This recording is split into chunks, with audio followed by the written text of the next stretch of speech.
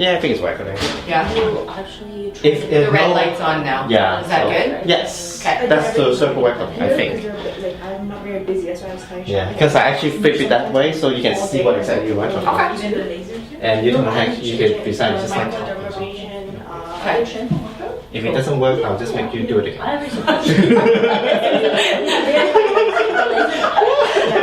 We're not stressing Tell about anyone, it. Yeah, all good. that was recording, so Yeah. you Totally. Okay. Awesome. Thanks, Iman. I look at RF. Okay, come on in, But ladies. have you done it for somebody? No, not yet. Not yet.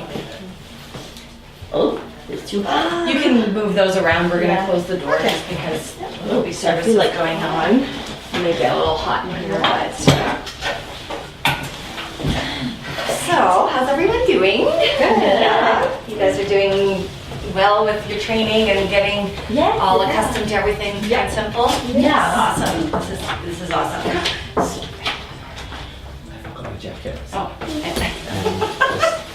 Sorry about that. Okay. Yeah. So how many of you know anything or a little bit or a lot about Ayurveda? A lot, a little bit? You know, it was a quick actually training product knowledge. I know just a bit, Okay. like Kapha, Vata, and then the other Pitta. Yep. So I know like Pitta is normally for people who are like they have sensitive skin, Mm-hmm.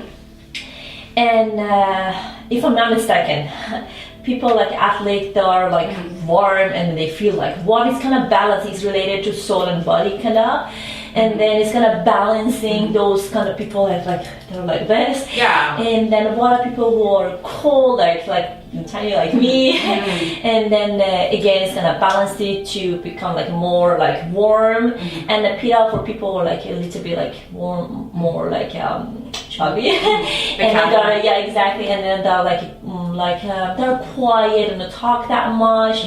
Is again like to balancing these things, right? Am I right? I don't know. Yeah. It's kind of You're on the right track. We're Something gonna, like we're that. gonna really, we're gonna take all of Ayurveda and I'm gonna talk about each dosha specifically in detail. So you guys will have a really great visualization and idea of who that person is that's primary Vata, primary Pitta, primary Kapha.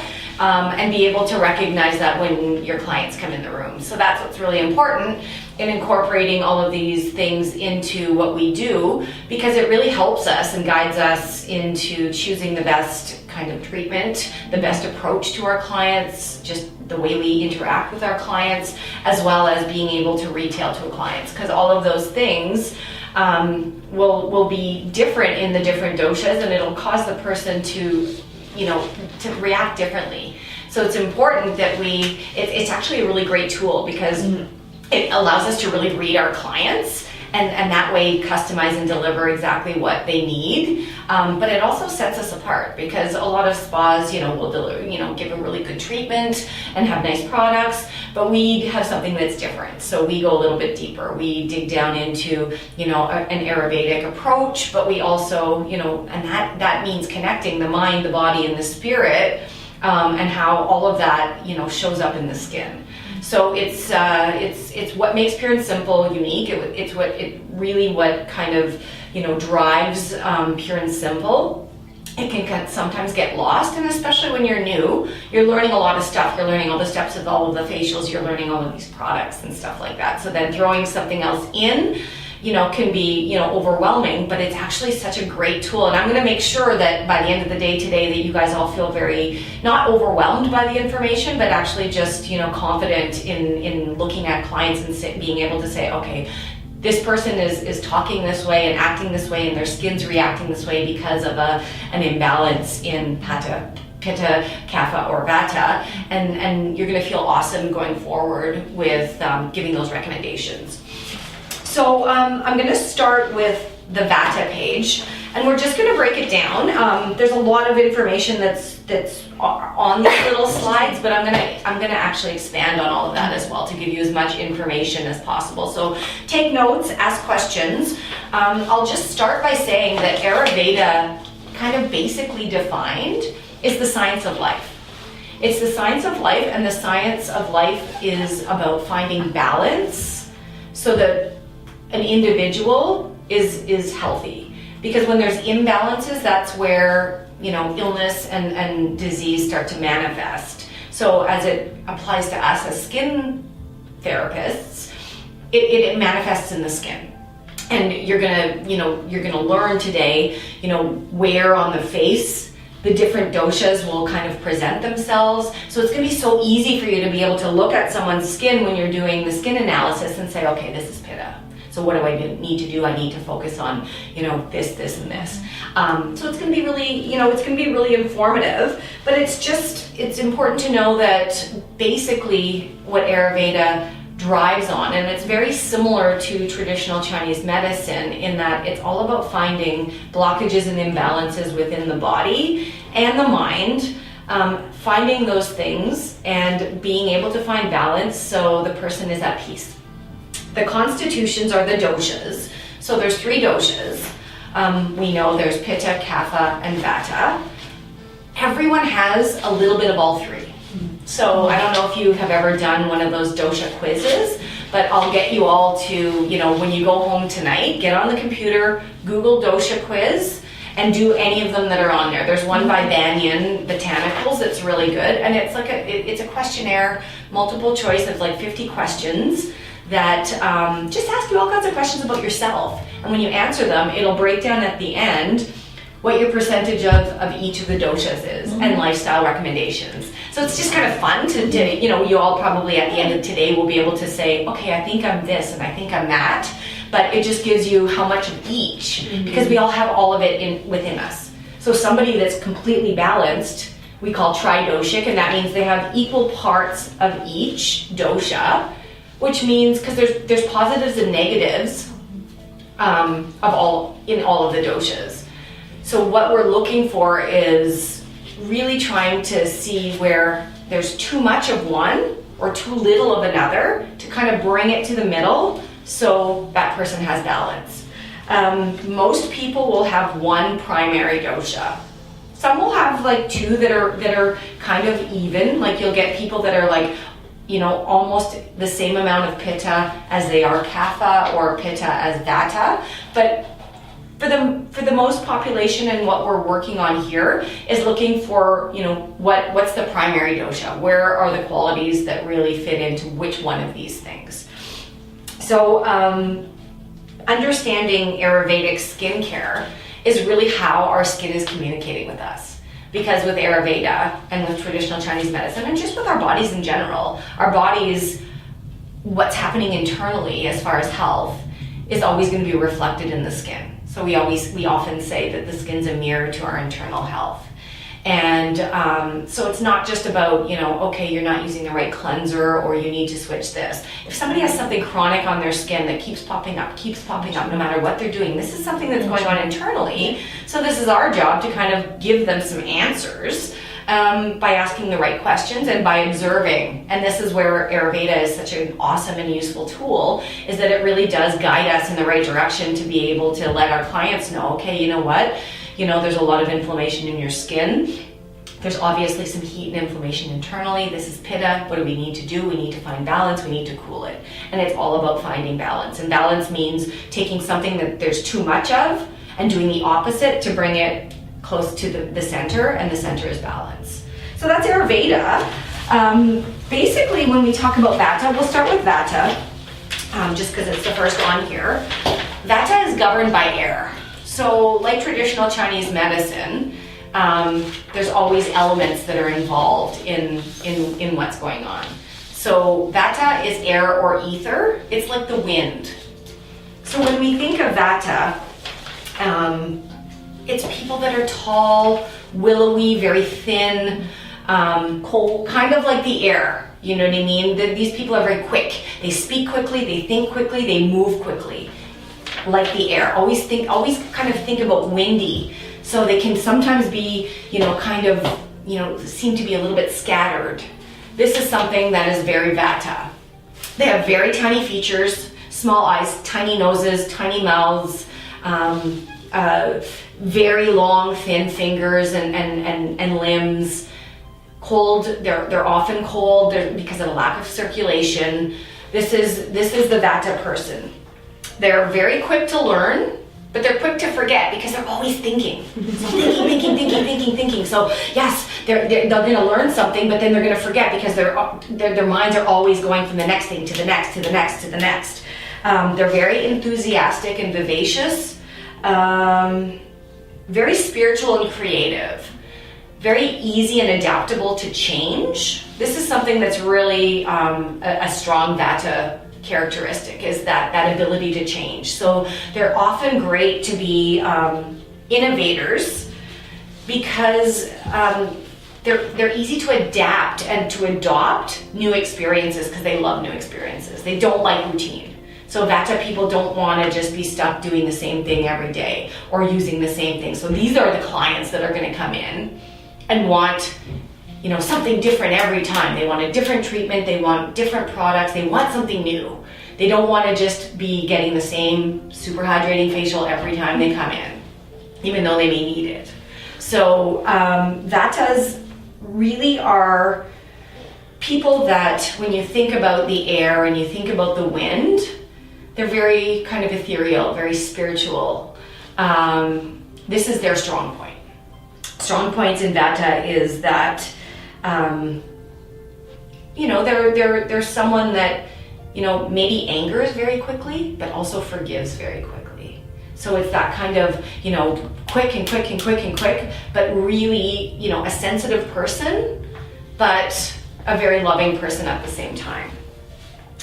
When Vata is in balance, and this is what, you know, the healthy Vata person that's, you know, got primary dosha Vata, they're going to have qualities of Pitta in them and Kapha, but someone that's primary Vata, when they're balanced, they're going to be energetic and vivacious. They're going to be enthusiastic, they're going to be good communicators. Vatas talk a lot, so they're really open to chatting and you know, getting along with people. You can throw a Vata into a room full of strangers and they're going to make friends because they're easily adaptable and they're really good communicators. They learn quickly, like I said, they'll learn something very easily because they are able to, you know, open up the mind and adapt to those new ideas. They fall asleep easily at bedtime. They have balanced digestion and elimination and good circulation and even body temperature. This is when they're balanced. But what we're going to be noticing is the imbalances, and that's what we work on. So when we are recognizing somebody that has imbalances, you know, we can see that person, we know the physical qualities now. So we're looking at that person that's very thin, very slight, very, you know, they may come into the spa and they may be talking really quickly and they may be kind of like, you know, woo, like all over the place. So right away you're going to go Vata. When they're imbalanced, they can tire out quickly and be very fatigued a lot. Because of that quick mind and that quick movement, it's very exhausting to somebody that's Vata. Forgetful and spaced out, kind of seeming to be a little bit of scattered and out of focus. So when there's imbalance, when there's too much Vata in somebody, then they're going to seem like they can't concentrate. They're kind of like, you know, like, oh, I can't think of, you know, what's going on, and I'm just kind of like, you know, I lost my phone and I forgot where the spa was, even though I was here 5 times. I have a client like that. She's seen me like 1,000 times, and she's super Vata. And if it's windy outside and there's a lot of, you know, Vata conditions going on, she'll show up and she'll be like, oh my God, like I was late because I forgot like what street to turn down. That's Vata, because they're really influenced by, you know, environment and if the environment is very similar to the qualities that you have internally, then that kicks it up. So that's like super Vata. So difficulty falling asleep, constipation, those are huge things. Those are things that are going to affect the Vata's health, and those are things that we're going to see as estheticians. Poor circulation, cold feet and hands. Vatas almost always, you know, will have cold feet and cold hands. They're always going to be that client that's going to come in and want to be, you know, want the bed warmer on and want an extra blanket maybe, and just want to be like, you know, cozy because they're freezing. And feelings of anxiousness and worry, those are things that will manifest in somebody that's high Vata. Because they're constantly thinking, they're overthinking a lot, they're in their heads a lot. So when there's an imbalance, then anxiety and worry and things like that will crop up.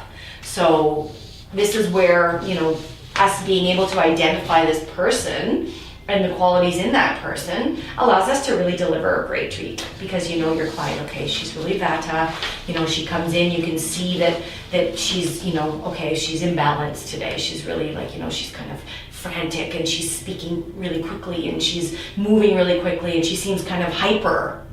So then that directs us to really kind of ground that person, because that's what they need. They need us to ground them, to settle them down, to calm them down, and that's how we're going to approach our treatment. And that person is going to like thank you for that, because you know, if we kind of get wrapped up into that and we start talking really fast and we kind of get, then it just makes it go higher and higher and higher. So our approach is to find that balance for the person. Does that make sense? Yeah. And then with skincare, it's the same thing. And we're gonna just break down the qualities of each dosha first. We're gonna break down the imbalances that you're gonna find, and then we're gonna talk about, you know, like treatments and skincare products that we have that are gonna be good, and also just approaches when somebody comes in, because somebody that's Vata, as a retail client, you know, you're done a nice treatment, you've got them calmed down, they're feeling really good. You'll go out into the retail area to recommend products to them, and they're going to have you running all over the spot because they love new things. And you'll be talking, they'll say, well, what about this? What about a cleanser? So you'll say, okay, this cleanser is really good for you because, and she'll be like, yeah, but what about this? And what about this? And what about this? So again, with a Vata person, you have to ground them. You have to kind of be not firm, but you have to guide them, because they're gonna exhaust you, and they're gonna be running you all over the spa, wasting time, and they're not gonna get anywhere. So you'll be like, okay, you know, for this Vata person, you need 4 steps. This is what you need, why, this is what you need, why, this is what you need. Because they're so open to things. They're the type of client that will say, okay, I want everything. And that's awesome, because it's good for retailing, but it's also, they're not listening to you while you're talking. So you're explaining why this cleanser is amazing for them, and they're already looking over there at a toner, because they're just like, oh, something new, something shiny, something bright, I just can't wait. And so our job when we're doing retailing to this kind of client is to just kind of, you know, bring them down, organize things really, really, you know, orderly for them, and then send them on their way. Anybody have any questions about Vata? Can you visualize the Vata person? We all know people in our lives. I have very high Vata, so when I'm, you know, if I'm nervous or if it's windy outside, I'll come in and I'll be like, ah, and I'm talking really quickly and I'm just kind of all over the place and you can't follow what I'm saying. So I know now with my knowledge of Ayurveda, okay, you know what? If somebody comes in, like Jean's very high Vata as well. So sometimes the two of us together, like, you know what I mean? Like we're talking in circles. It's a real mess. So somebody that's Kapha comes in, that's very rooted and very solid, is a really good balance as a friend or a partner for somebody that's Vata, because Vata's up here, like the wind, and Kapha's down here, like the roots of a tree. So it's a good combination. So when you're talking about like, you know, partnerships and stuff like that, like my partner is he's Kapha Pitta, I'm Vata Pitta. So we balance each other, because he sometimes needs to be open to change and I sometimes need to be brought down from the clouds. So we meet in the middle. That's how you found your partner. Exactly. You have two Vatas together, you're stuck floating around in the universe and like nothing ever gets done, right? But yeah. So Pitta is governed by fire. So when we think Pitta, we think hot, we think fire. So the qualities of fire, metabolism is something that's a quality, because a fire is constantly changing and growing and evolving. This person, and like you said, you had all the qualities perfect for Pitta. They're medium build. So as opposed to Vata, who's tall and willowy, and they're not always super tall. Like it doesn't have to be 8 feet tall. They can be a shorter person with the small features and those characteristics. But when you're, you know, thinking of the specific Vata person, they usually, you know, look long and lean and tiny. Whereas Pitta is more of a medium build, sometimes athletic but strong. Not, you know, not overweight, not underweight, just kind of normal build. Very sharp intellect. They can be very witty, very goal-oriented. So think of type A people. people that are very like, okay, you know, like I got a goal and I got to get this done. Very, you know, like focused on career, focused on really kind of, you know, excelling and getting, you know, to where they need to be. Very confident, courageous, ambitious, really good leaders, really organized and logical. So this is all, these are all the positive things of a Pitta person. Pittas are the doers. Pittas are the people that are getting stuff done.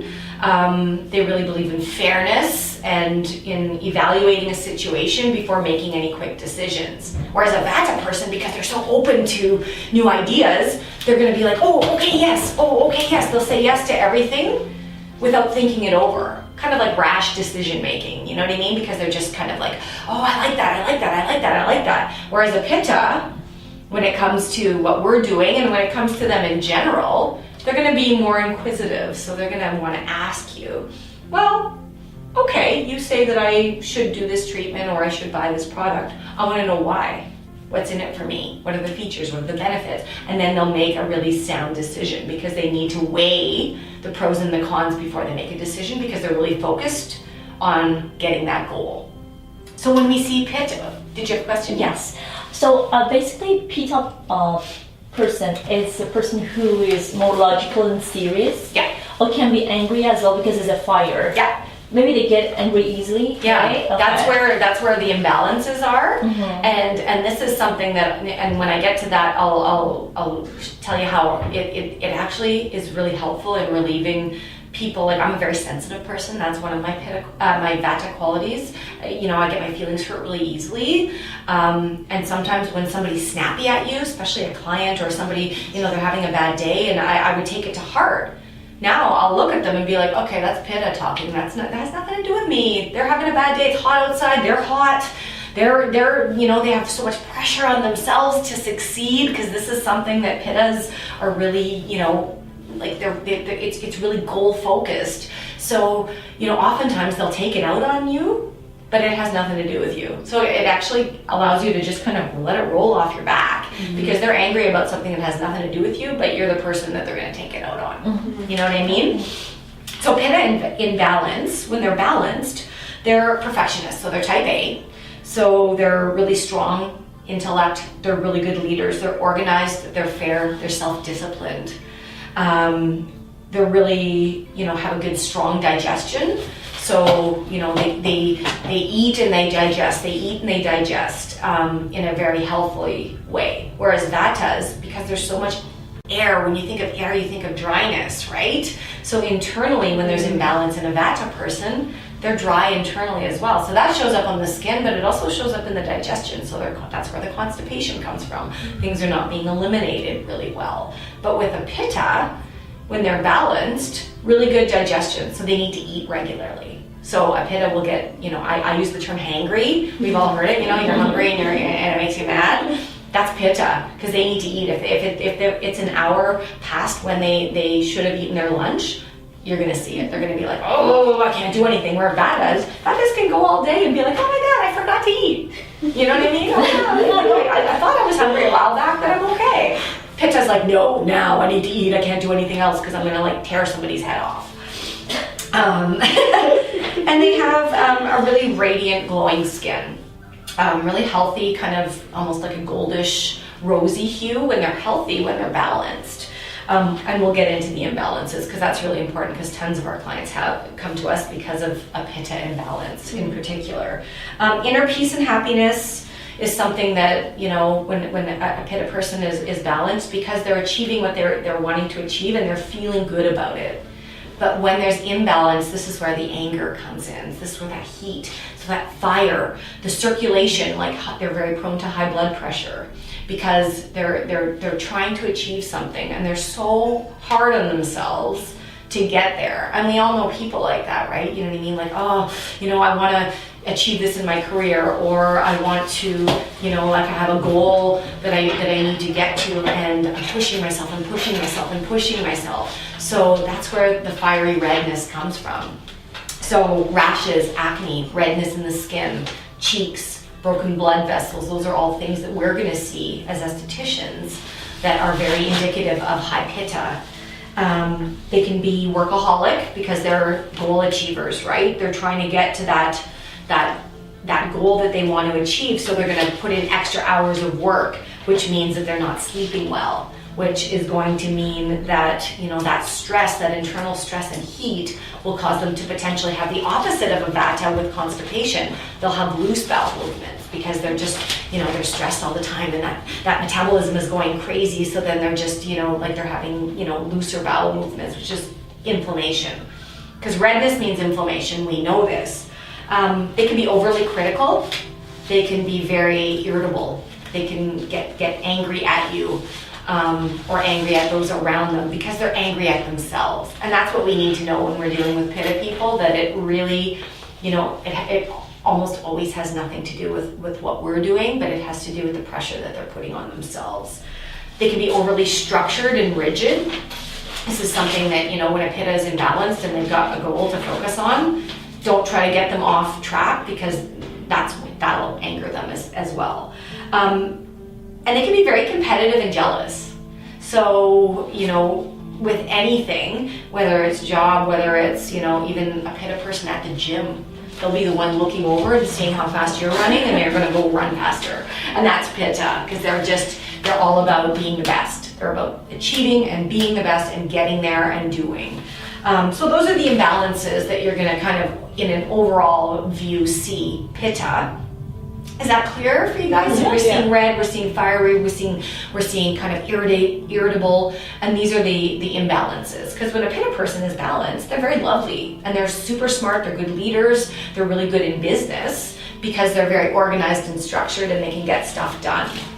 So everyone needs a little bit of Pitta in them, or else we'll never get anything done. Because Vatas are just like changing all the time, and we'll get to Kapha, who's very stable and rooted and don't ever want to do anything different. So then Pitta is the person that's kind of balancing and making sure that we're actually going through life and getting stuff done. So we're going on to Kapha. Kapha is governed by earth and water. Yeah. So when we think of earth and water, we think of dampness, we think of coldness. And those are qualities of an imbalanced Kapha person. When we think of the water aspect, that's where the dampness and the moistness comes from. When we think of earth, that's where the coldness and that's where the stability comes from. Because Kaphas, as far as physicalities, they're the larger. So bigger bones, bigger bodies, more voluptuous. Kind of like, think of it as an excess. With Kapha, they hold on to everything. So their eyes are going to be larger. They're going to have bigger features, fuller lips, really luscious, thick, healthy hair, big hands, just larger everything. They have a tendency to gain weight. They're not all overweight, but they have a tendency to kind of gain and hold on to that weight. Water retention as well. They're very sweet and even-tempered. They're very solid, very reliable people because of that rootedness, because of that earthiness, that grounding. They have excellent memories. So again, when you think of all of these things, it's all kind of about retention. So, you'll teach, they may be a little bit slower to learn something, but once they get it, they'll never forget it. It's like an elephant brain, you know what I mean? They never forget. They don't like cold and damp weather because they already have so much coldness and dampness within them. Just like a Vata. A Vata is kind of dry and airy already. So when it's really, windy and kind of cold and airy outside, that stirs up the Vata. And the same with Pitta. Pittas are already hot. They already have that fire. So when it's hot outside, it makes them even more Pitta. So with Kapha, when they're balanced, very stable temperament. They're the kind of people that will, always, you can always count on them. They're very reliable. They're always, they're not kind of like, oh, I wonder how she's going to be today. You kind of know that they're going to be very stable. Good long-term memory, reliable, very loyal and nurturing, very loving. Healthy, robust, very strong, lots of stamina because of that robustness, because they've got lots of everything. Very compassionate and affectionate, and they sleep really well. They love sleep. But when out of balance, this is where the health issues come in. So they gain weight easily and hold on to it. Very sluggish digestion. Normally when they're balanced, they're going to be very regular. But with an imbalance, it's going to be very sluggish. So again, holding on. So that can manifest in a greedy, needy kind of way as well. So kaphas can be very, they want to hold on and they want to keep everything, including people. So they're very needy of people around them. They're very, I want all of this, and I want you, and I need your attention, and I need, you to pay attention to me. And this is an imbalance in kapha. They're stubborn. So like a tree rooted in the ground, kapha doesn't like change. They don't want to change. They want routine. They do well with routine. Whereas, we think of vata. Vata hates routine. Vata likes new things. Kapha, trying to introduce something new to a kapha is really hard. So when we're dealing with kapha from an aesthetic standpoint, this is where we, one step at a time, giving a client samples, because they're probably the people that have used the same 3 products since they were 16 years old. Whether they work or not, it doesn't matter. I'm not changing. I like it. So that's where we have to educate them that, okay, you may have worked for you when you were 16 and I know you like these products, but they're not good on your skin. So I'm going to give you a sample of 3 new things that you can go home and try, no commitment, because you want to really kind of ease it into a kapha person. You don't want to say, okay, you need 18 steps and this is what you need to change everything you're doing right now. They're going to shut down and run away from you and never come back because they just don't like a lot of change. Lethargic, very prone to things like mucus retention, sinus, respiratory problems, because again, the body holds on and doesn't detox, doesn't get rid of all of those things really easily. Difficulty waking up. When there's imbalance, kapha wants to stay in bed all day. They want to be warm, they want to be cozy, and they want to just stay in bed. So we need to kind of guide them in these lifestyle choices that when they're feeling that way, even though it's hard to get up and get moving, because everything is so slow and so sluggish and so rooted, that they need to have, some movement to get things flowing through the body. So that's what's really important when we're dealing with kaphas, because they're going to be the kind of people that are going to come in and they're going to want the same treatment every time. They don't want change. They don't want you to, introduce too much newness to them. But in order to get effective skincare, we have to sometimes, but we just have to do it in a different way than that open vata person that's just like, okay, bring it. What do you got for me? I'm open and I'm happy, because vatas are really keen to that kind of thing. Pittas they'll take your advice if you've given them enough facts. So because they're so fact oriented and they're so logical in their thinking and their doing, you have to give the right facts. So pittas really like things like scientifics. You know what I mean? You're never going to lose a pitta if you say, the ingredient technology of a serum is very small molecular structure. Whereas a vata person's like, okay, I don't know what you're saying. You have to be very kind of clear and concise. Where with a kapha person, you really have to kind of, go slow. You want to be loving to them. You want to be, because they want that lovingness. You know what I mean? They want to be comforted, and they want to feel that you're really taking care of them. But you have to do it in a very slow moving kind of way. And they will adapt to change just in that manner. Does that make sense? Mm-hmm. Yeah. So for kapha, what kind of skin type do they have? For example, we're going to move on to that. We're going to go to all of those things. I just wanted to give an overview of vata, pitta, kapha, so everyone's clear on the qualities of those people and what you can see when it's balanced and what you can see when it's imbalanced. And now we're going to take it a step further. Okay. So the next slide that I have here, and you can add to it as well. These are the imbalances that you're going to find in each of the doshas. And there's a plethora more. There's so many more than are just right here. But when we're talking about vata, headaches. So headaches, A, because of the dryness, B, because they're constantly moving and thinking and doing. So, it's a lot.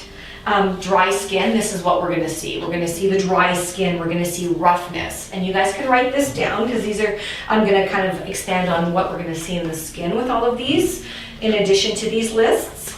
Rough skin, dry skin, very small, fine pores. Lines on the forehead. So when we're talking about a face, the vata area that's usually quite evident is the forehead area. So vata's forehead, pitta's the middle of the face, like the T-zone, and kapha's lower. So when we're looking at someone that's vata, so we've introduced ourselves, we put them down in the bed, we see that they're very slim, they're slight, they're talking quickly, we know, okay, this person's vata, has a bit of vata imbalance. So now we're looking at their skin, we're seeing dryness, roughness, very fine pores, no oil on the skin, very, very dry and dehydrated. Little bumps on the forehead, not inflammatory breakouts. So vatas will often, have little bumps and stuff like that underneath the surface on the forehead. That's a vata condition because forehead is very connected to digestion. So that makes sense, right? If the digestion is dry and dehydrated, that client is probably constipated. What's happening? It's showing up in the forehead. So that's where we make those connections to the internal organs and to the dosha that the person has and has the excess of. So constipation, that comes from there. Of course, we talked about that dryness, that windiness. They can drink a lot of water. They can, they can be, putting a lot of stuff on their skin, and they can still have dryness. They can still have dryness internally. It's a struggle for a vata person because they're just constantly windy and dry. Nervous anxiety, that's something that you're going to see. Like, the talking fast and the moving fast often is an anxiety thing because of that person being so sensitive and so cerebral. They're in their heads, they're thinking, they're always, doing things and worrying about things. So that's a quality that, we can, help them with lifestyle choices and things that we can do in the treatment room that's going to really calm them down. Hypersensitivity. So, a vata person is sensitive by nature because they're very creative and spiritual. But when there's excess of vata, then they're going to be very, very hypersensitive. So you say boo and they're like crying. You know what I mean? So, when you're like, you have a client and all of a sudden they seem like they're very fragile, it doesn't necessarily mean that something bad is happening in their life or something that you did. It just could be that it's super windy outside. This person has a lot on their mind, and they're super vata. So like they're just gonna cry when you say oh, you have a pimple on your forehead, and they're gonna be like, no, that's vata. So they have a hard time sleeping as well. So sleeping because of the mind thing, because the mind's always going. So they may fall asleep, but then they're gonna wake up. They're going to wake up and their mind's automatically, I have a problem with that. I have such a hard time. I'm tired, I'll fall asleep, but I'll be up a million times in the night, and as soon as I wake up, I start thinking about stuff, and I can't get back to sleep. So then I wake up in the morning and I'm like, I haven't had a restful night's sleep, so, I got bags under my eyes and I look like shit. But premature aging is one thing that we're going to see for sure because of that dryness, because of that lack of oil and water in the skin and in the body. You're going to see those fine lines and wrinkles cropping up even in people that are really young. So even in 20-somethings if they're vata. So this is where we really need to get that nourishment in so that we're preventing this for them internally and topically. Eczema.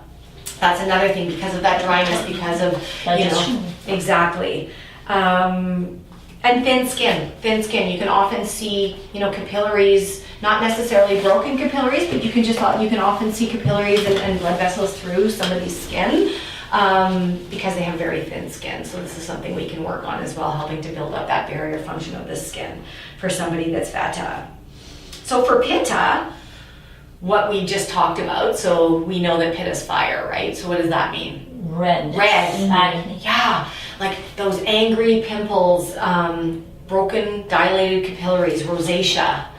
Oftentimes there's going to be congestion as well because that fire eats up all the hydration that's internally.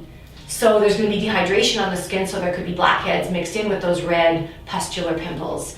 Ulcers, fevers, anything that has to do with heat and red and circulation, we're going to be seeing in the pitta person, and pitta is primarily here. So you're going to see that in the cheeks, you're going to see it in the nose. You'll often see it in the chin as well, but we really focus on, because when we think of vata's forehead, pitta, middle of the face. cheeks, nose, a little bit chin, agitation, anger, high blood pressure, things like that. This is where, that person, we already know, so we've identified them as being a Pitta person. They may have red hair, they may have freckles. Those are also qualities that don't always mean that a person can be Pitta and have dark hair or blonde hair. But those piercing blue eyes, freckles, red hair, you say a fiery redhead. They're a fiery redhead for a reason, because this is a genetic thing, right? So often those people will have the rosacea as well. So it's a really good indication that person will have sensitive skin or be hypersensitive. And if they're young, they'll say, I get red really easily. So that's where we come in and say, okay, well, that will lead eventually, as you get older, to inflammatory skin conditions like rosacea. So we need to start protecting and cooling and calming now. So Pitta, these are the things that we're going to see in their manifestations in their body and in their skin. Kapha, because they hold on to things, they hold on to everything, and everything is so slow to move. It's almost like muddy water when we think of Kapha. So respiratory ailments, these are the people that are going to have bronchitis and things like that quite often in the wintertime. They're going to have sinus problems because the mucus is going to stay in the sinuses. They're going to have weight gain, fluid retention, puffiness. These are the things that we're going to see in a Kapha person. Allergies, mucus and congestion, edema, cystic acne. Because cystic acne means dampness, right? It means a collection of, like fluid, and then that turns to bacteria. And that's going to be mostly in the lower part of the face. So Kapha is lower part of the face. So now we've got Vata, we've got Pitta, and we've got Kapha. So the people that have that cystic acne and those hormonal breakouts and all of that activity that's in lower cheeks, chin, neck, even sometimes chest, that's a very Kapha imbalance. So this is where we need to work on, doing the opposite of that moistness. Candida is something that a lot of Kapha imbalances have. So an excess of Candida will show up in the skin. Polycystic ovarian syndrome.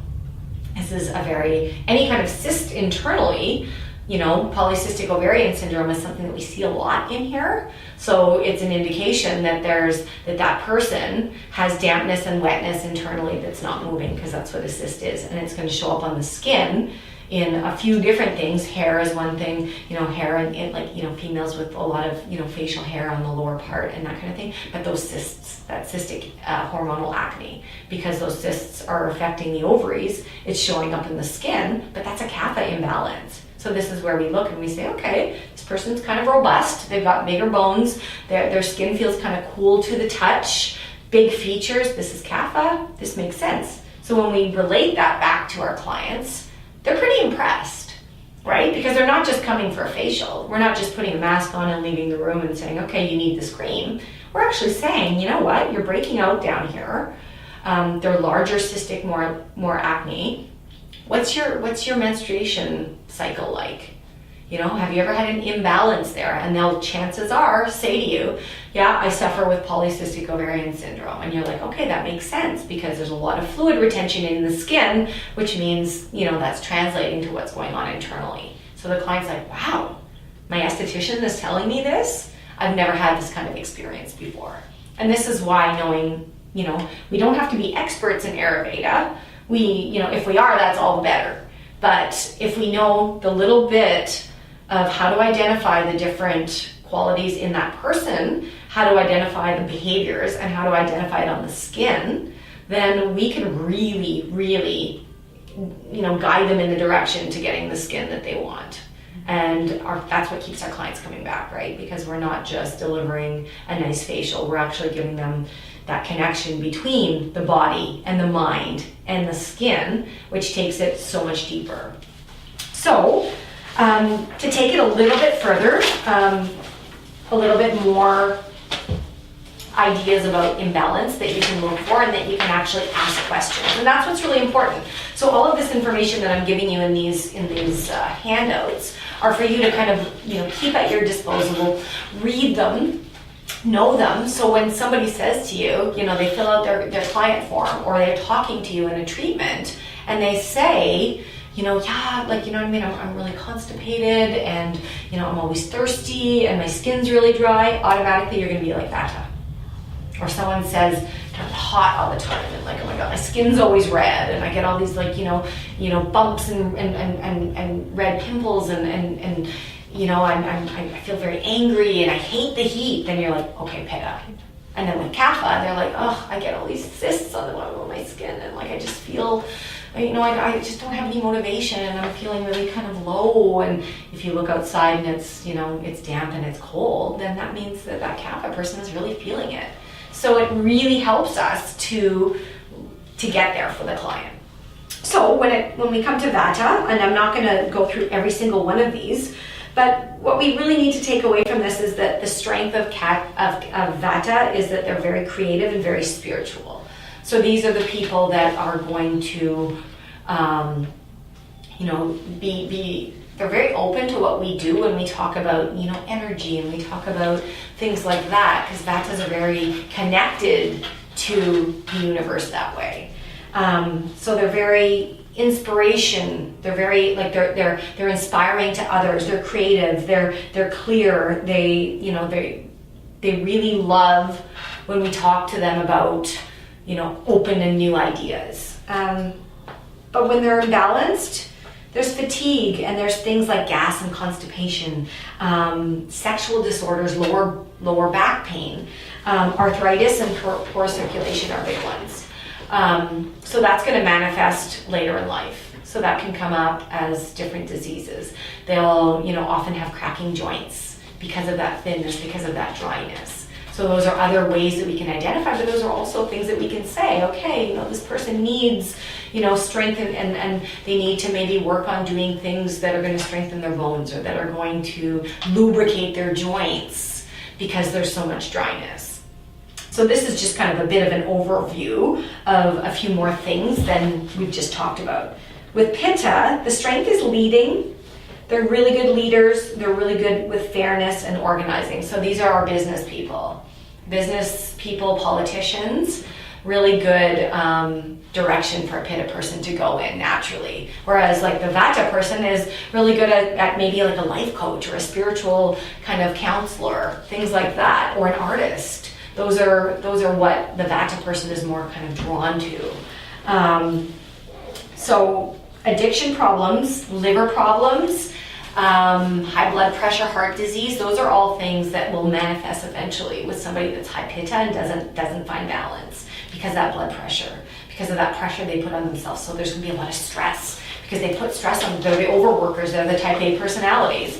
They're the ones that are going to, eventually, have issues with, maybe heart attacks or things like that. So by, kind of guiding them and saying, listen, this is where that's heading, and I don't want to see you go down that path. You really need to kind of focus on getting some balance in your life, like meditating, or kind of, trying to find time to slow down and not be so, be goal oriented, but give yourself that balance in life, because it's gonna eat you up.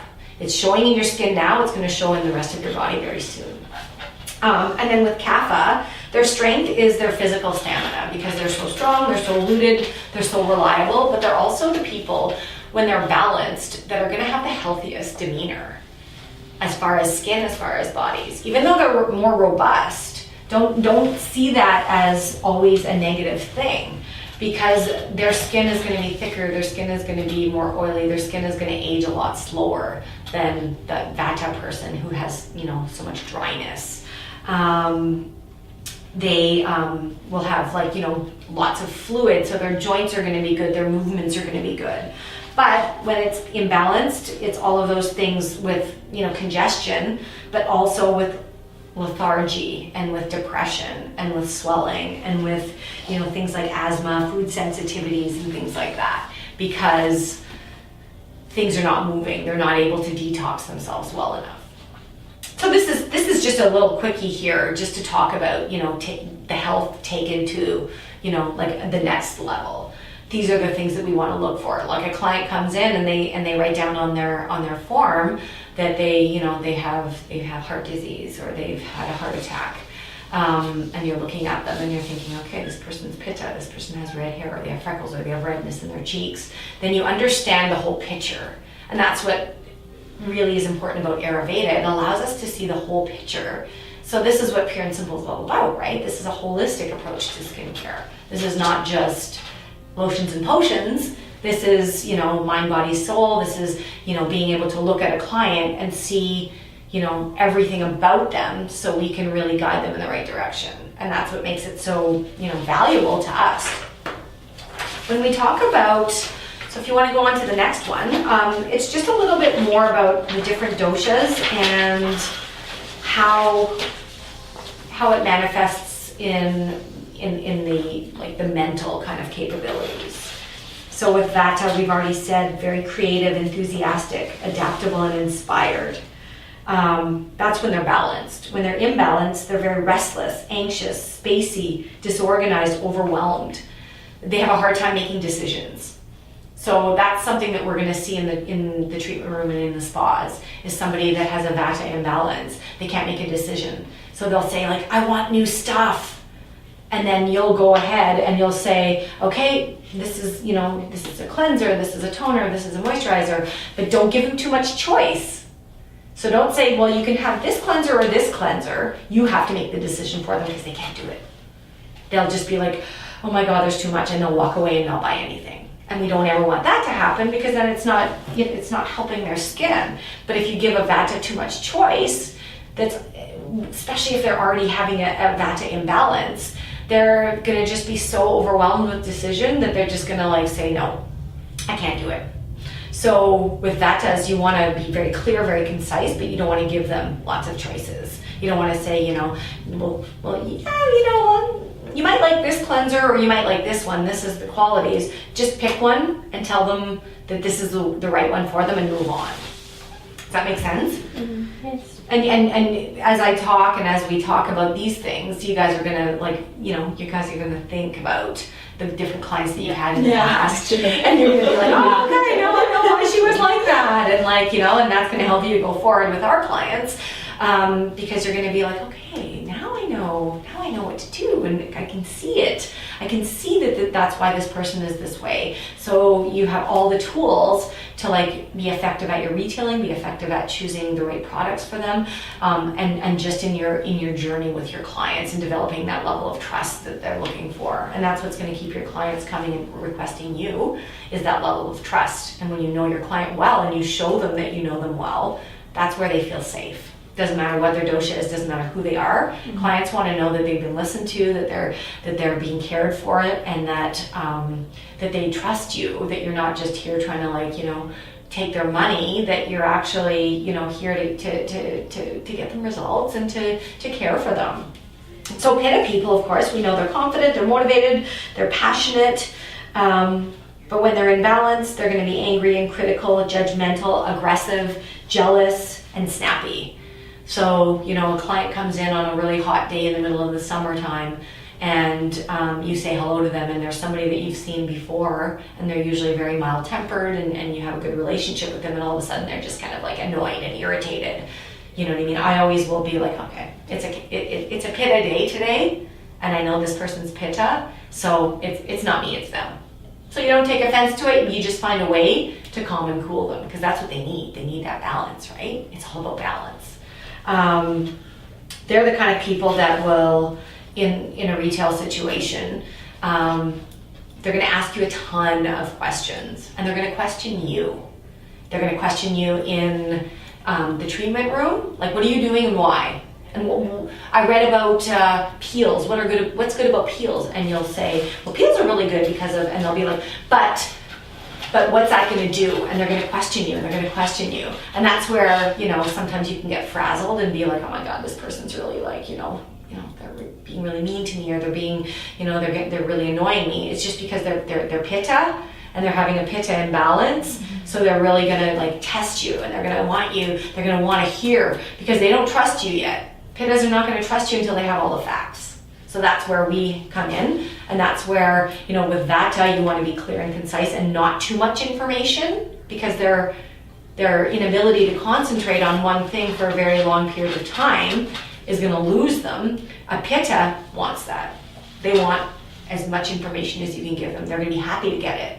So you can take a Pitta person and, you know, talk through the facial and tell them exactly what you're doing, why you're doing it, you know what I mean, what the ingredients are that are effective and how it's going to affect the skin. They love that, and that's where they build the trust with you. Whereas, you know, Vata, you know, they build the trust with you by helping them to be rooted and to be a bit more grounded, because they're flying around in the universe. So when you bring them down and you say, okay, you need this, this, and this is how you use it, you're going to come back for, you know, a treatment next month. Book anything, we'll decide on the day, because they like new things. A Pitta wants to know, they're going to say to you, okay, I want to come every month for a facial, and I want to know what I'm booking. So you're going to be like, okay, next month you're going to book micro. The month after that, we're going to do a super hydrating. The month after that, because they want that routine, they want that schedule. So this is how we deal with the Pitta person in aesthetics. With Kapha, we know that when they're balanced, they're very relaxed, they're content, they're very happy people, and they're very lovely to be around. They're the people that are, you know, going to be, you know, so pleasant, and they're going to be your best friend. Very stable and joyful. They're that reliable friend or that family member that you can always count on. But when they're imbalanced, they're going to be unmotivated, they're going to be lethargic, they're going to be possessive, and they're going to be very stubborn. So if a Kapha person comes into the treatment and they're having a Kapha day because it's cold and it's damp outside, and they had a hard time getting out of bed, they didn't want to, they wanted to stay warm and cozy, but they're here and they're just like, ugh, I'm unmotivated, I'm here, and you're thinking, why is this person even here for a facial if they're not enjoying it? But then it's up to us to invigorate them and to kind of get that movement going, but not to overwhelm them. So they're the person that's going to be like, no, I'm not interested in any kind of treatment, any products, I'm good. Because you get clients that'll say that, you know, they'll come in and they'll even write on their form, I'm not interested in product recommendation. So what I do is I never take that as an opportunity to just say, okay, bye, have a nice day after the facial's done. But I'll say, I know you're good with the products that you have, but I'm just going to give you some samples of things that you can try and see how you like them, because I think they'll be really good for your skin, because you've got this going on in the skin, and I feel that maybe something that you're using may not be working as hard for you. So I'm just going to give you these, just give, and no commitment. You're not putting pressure. You're not telling them they need to change. You're not making them feel bad because they've been using Neutrogena since 1986. You know what I mean? Because they're going to really be upset if you approach them in that way. But if you kind of comfort them and nurture them and say, like, you know, I really want to get you this perfect skin, and I think we can do this together, but, you know, let's take it baby steps. So, you know, come back in 4 to 6 weeks, but here, try this in the meantime. The Kapha person's going to feel loved, they're going to feel happy, they're going to feel not pressured, but they're going to feel that they can trust you because you didn't pressure them and you didn't make them feel bad, and they're going to come back. So that's how you treat the Kapha person, right? It's very, very important that there's so many things that can affect clients' doshas. So, you know, there's just their makeup in general. There's the food that they eat. There's the weather. There is, you know, the temperature. There's the activities that they're doing. There's the people they're surrounding themselves with. So I'll just kind of put this out to you guys and see what you guys think. So we have a Vata client, and she's, you know, she's somebody that we know. Maybe it's not a client, maybe it's a friend, maybe it's a family member, and they're very high Vata, and it's windy outside, and we have another Vata person come in that's also high Vata. What do you think that's going to do to the Vata person? How are they going to respond? They're going to go around in circles and don't know what to do with themselves. Yeah, it's like taking something that's like a mild wind and making it into a tornado. So when we're dealing with Ayurveda, we want to do the opposite. So, you know, having Kapha qualities and approaching somebody that's really high Vata with that grounding and that rootedness and that, you know, very simple and stable kind of approach is ideal. So, you know, when you see somebody that's very high Vata and, you know, you talk to them and they're like, oh my God, like, you know what I mean? It was really chaotic at work today. There was all kinds of stuff going on, and we're moving our office. You know, all of these changes. I mean, Vatas like change, but when there's too much, and when they're already going through a high Vata situation, it just makes it amplified. So it's our job to really, you know, do the opposite. And the opposite is to ground and to calm and to nurture and to hold. And this is our approach with our Vata clients. So we have a Kapha person, and there's a Kapha person in our life. It's, you know, he's a friend of ours.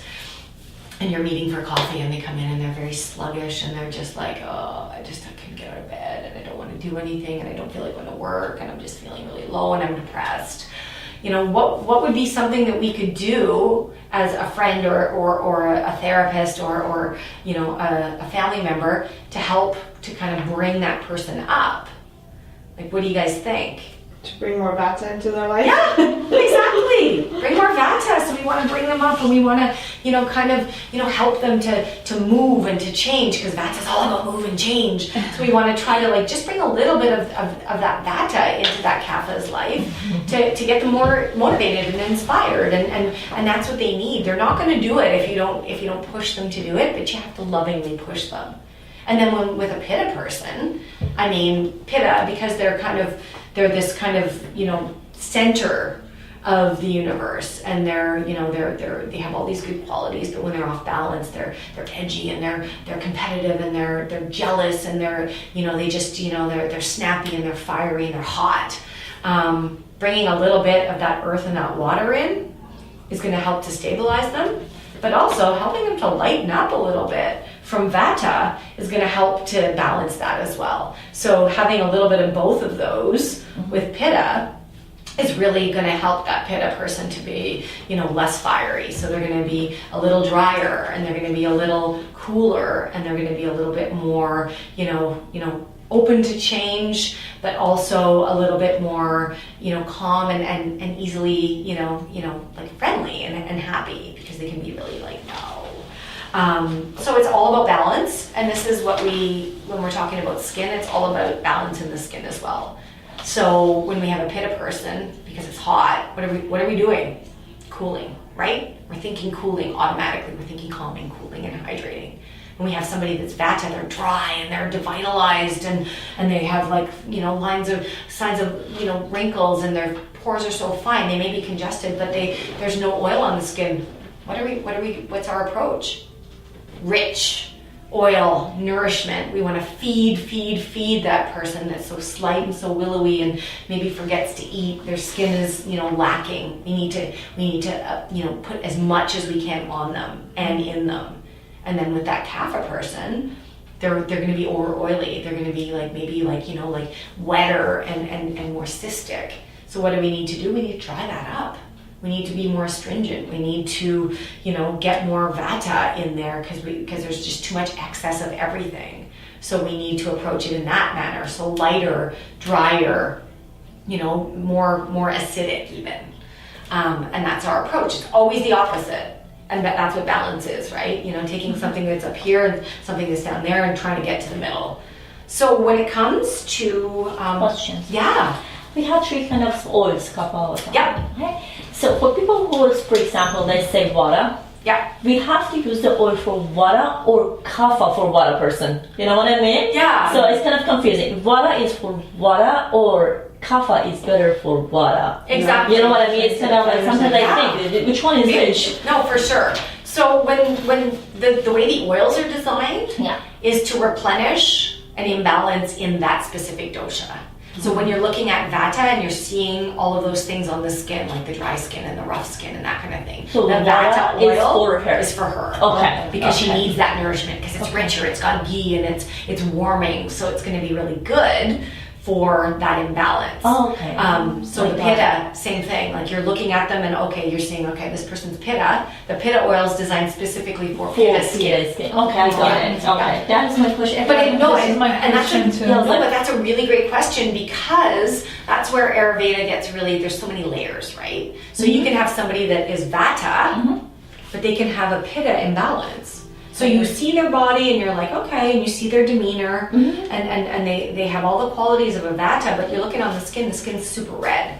What are you treating? Are you treating the person, or are you treating the skin, or treating the skin? The skin. So that's where you would go to Pitta. Mm-hmm. You know what I mean? So whatever you see on the skin, you're going to treat with those qualities that are designed for that condition. Mm-hmm. So the oils, plants of the body oils, the face oils that are Ayurvedic that we have, they're designed for the qualities of that dosha, That dosha, okay. in imbalance. Yeah. I knew it, but I wasn't sure. I was like, No, that's an awesome question. Because it gets very confusing, right? It gets, because when we talk about Ayurveda, when you like I learned the basics, and then I keep learning and learning and learning, and you can be like, okay, so like, you know, this person's kapha, but they've got, like, for some reason today they've got really high pitta, and what am I treating? What am I doing? When in doubt, always just treat what you see on the skin. So, you know, you want to identify with the dosha on the outset with the physicality and that kind of thing, but then we're always going to be focusing on what that skin needs, and to find And balance. question, so what happens if visually is a vata, but then say if they have like kapha on their skin, Yeah. right, they're like Yeah. really congested. So how would you, when you're talking to the client, what do you say, or how do you probe why that's the case? Well, yeah, so you're seeing, you know, they look like they're a vata, but they've got all kinds of maybe like, you know, congestion and deep cystic breakouts on this part of their skin. So that's where you're going to kind of clue into, you know, what may be going on internally. Like, how's your digestion? How's your menstrual cycle? That's always the first thing when I think about lower face. That's kapha. That's also, you know, things that are going on that are causing to hold on. So I always will ask about their menstrual cycle. And if they say that it's it's not regular, it's really heavy, it's really painful, or, you know, it doesn't come every month, then that's where you're going with that. So you say, you know what I mean, you don't have to necessarily start talking about vata. You're gonna say, you know what, in Ayurveda, because we don't overwhelm our clients with tons of We can Ayurveda. approach like that kind of like. Sometimes when you talk about for example, this is serum, this is good for you. I don't even give you so much information because they go crazy. Yeah, it's about reading the client. Exactly. So how we can say about this product, because it's kind of difficult to understand. Even for us, it's something new, right? Yes. How we can talk about this to introduce our line, like the oil or whatever. How we can talk about this? Well, the best way make to do easy for them. Yeah, the best way to make it easy for them, and the thing that I usually do is reading your client. Some clients are really, you know, they want to know, and they're really interested. So when I'm doing extractions, or when I'm doing the skin analysis, you're gonna let them. You're looking and you're touching, but you're also letting them know what you're seeing, because this is how you're devising the plan for the facial. So our clients, you know, we don't just look at the skin and say, oh, okay, I'm going to go ahead and do the facial. You're looking at the skin, you're saying, okay, I'm seeing a lot of redness in your cheeks and in your nose and in your chin area. This indicates a lot of heat, so there's a lot of heat going on internally. Do you find that you're pretty warm lots of the time? Yeah. Oh yeah. And they'll say, yeah, I get red really easily. And then that's when you can say, well, in Ayurveda, I don't know if you know anything about Ayurveda, but in Ayurveda, it's an ancient Indian, you know, philosophy of health that focuses on balance. So when there's an imbalance, this is what we see on the skin, and this is what we can treat. And they'll be like, oh, okay, well, I don't know anything about Ayurveda. And I always will kind of say, well, I'm not going to overwhelm you with too much information, but what I'm seeing is pitta. Pitta means fire. And that makes sense, because you said you're very warm all the time, and I'm seeing that redness and that inflammation on the skin. So how we're going to go forward and get you the results, we're going to really focus on cooling and calming their skin. So then at the end of the facial, you say, you know, the client's, you know, impressed because their skin feels better, it looks better, it's calmer, it's less red. And you say, you know what, this pitta oil, I use this in the treatment. It has coconut in it, and it has German chamomile. It's very calming and soothing to that pitta, that redness in your skin, and it's going to help to give you that overall balance that your skin really needs done. So it's not like, you know, you're not going into, you know, kapha, pitta, and vata to our clients. You're just focusing on what you're seeing and what applies to them. And if they're like, oh yeah, you know, you can sense if somebody wants more information or if they're good with that. So I just give a little bit. And sometimes, most often, and I can tell you this, most often clients will be like, oh my God, that's so interesting. That makes so much sense. And they love that you're able to make a connection between what's going on in their skin to what's going on internally. Or I'll say something like, oh, I'm seeing, like you've got lots of dryness and you already know that this person is a Vata person. So, I'm doing my skin analysis, or even during extractions, because the light's on, you know what I mean? This is not relaxation time. This is the best time to talk about products. It's the best, time to talk about what you're seeing on the skin and what they need. So that's planting the seed. So you're already planting the seed while you're squeezing everything out. You're saying, okay, you know what? I'm really noticing that there's, your skin is super dry. There's no oil, but your body's fighting to bring oil. So that's why you have blackheads. But, you really need oil and nourishment in your skin. This is a Vata condition. Have you heard of Ayurveda? And they'll say, yeah, yes or no, or I know a little bit about it. Most people don't know a lot about it. And I'll say, well, Vata means, very dry, very airy, very windy. Oftentimes people that are high Vata are very creative or very spiritual. And you'll see them going, oh yeah, that sounds like me. And they love that. So you give them just a little bit of information, the main little things about it, and then the client will either be like, oh, okay, good. And you can say, so what you really need is lots of nourishment. So I'm really going to feed your skin today. And I'm really going to warm everything up and increase that circulation, because that's why you're dull. Because their main concern, they've already told you, is dullness, dryness. You know what I mean? They told you their hands and their feet are cold. You've got the bed warmer on. You've got the cozy blanket going. You've got steam, lots of steam. So everything is about warming and feeding. And then at the end, they're so impressed with their skin because it feels like it's come back to life. That's where you go and say, okay, you know what? Because of that Vata that we talked about in Ayurveda, you need oil, you need nourishment. So here's an oil, or here's a rich cream, or here's a body cream, or a body oil that's really going to help to increase that circulation and take care of you and give you that balance. So we're not overwhelming them with everything we know about Ayurveda, but we're letting them know what we know about what's specific to them.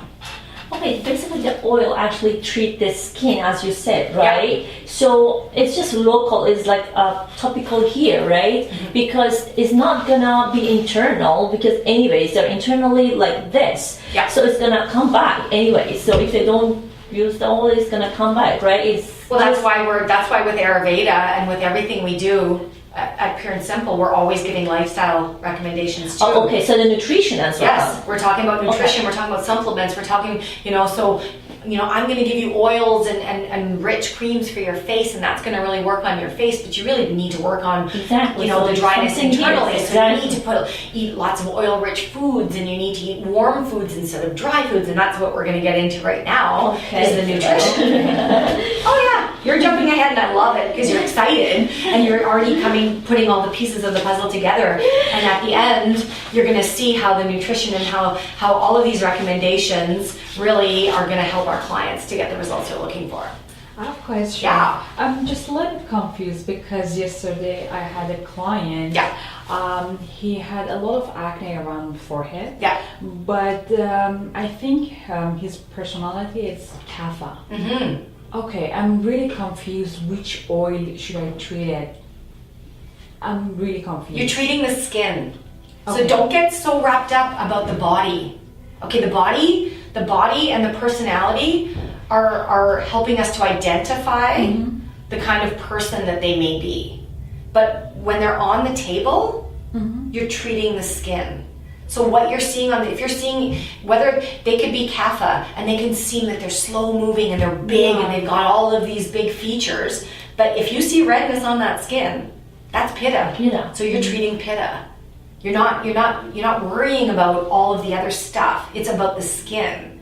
But knowing how to identify people as to, because they can still be that Kapha person that's resistant to change, and they're rooted, and he's like very unmotivated, maybe slow, maybe depressed, or those kinds of things. But if you're seeing reds and bumps, or whatever, then you're going to give maybe give lifestyle recommendations to him to increase his Kapha. But when you're treating the skin, you're treating what you're seeing.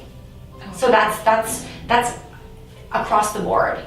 I know it's very, I know it can be, no, and it's very valid to say that because we're all kind of like, oh God, what like, you know, like I see redness in the skin, but I see a big body, but I also see them, you know, kind of hyper. So what's going on here? Treat the skin.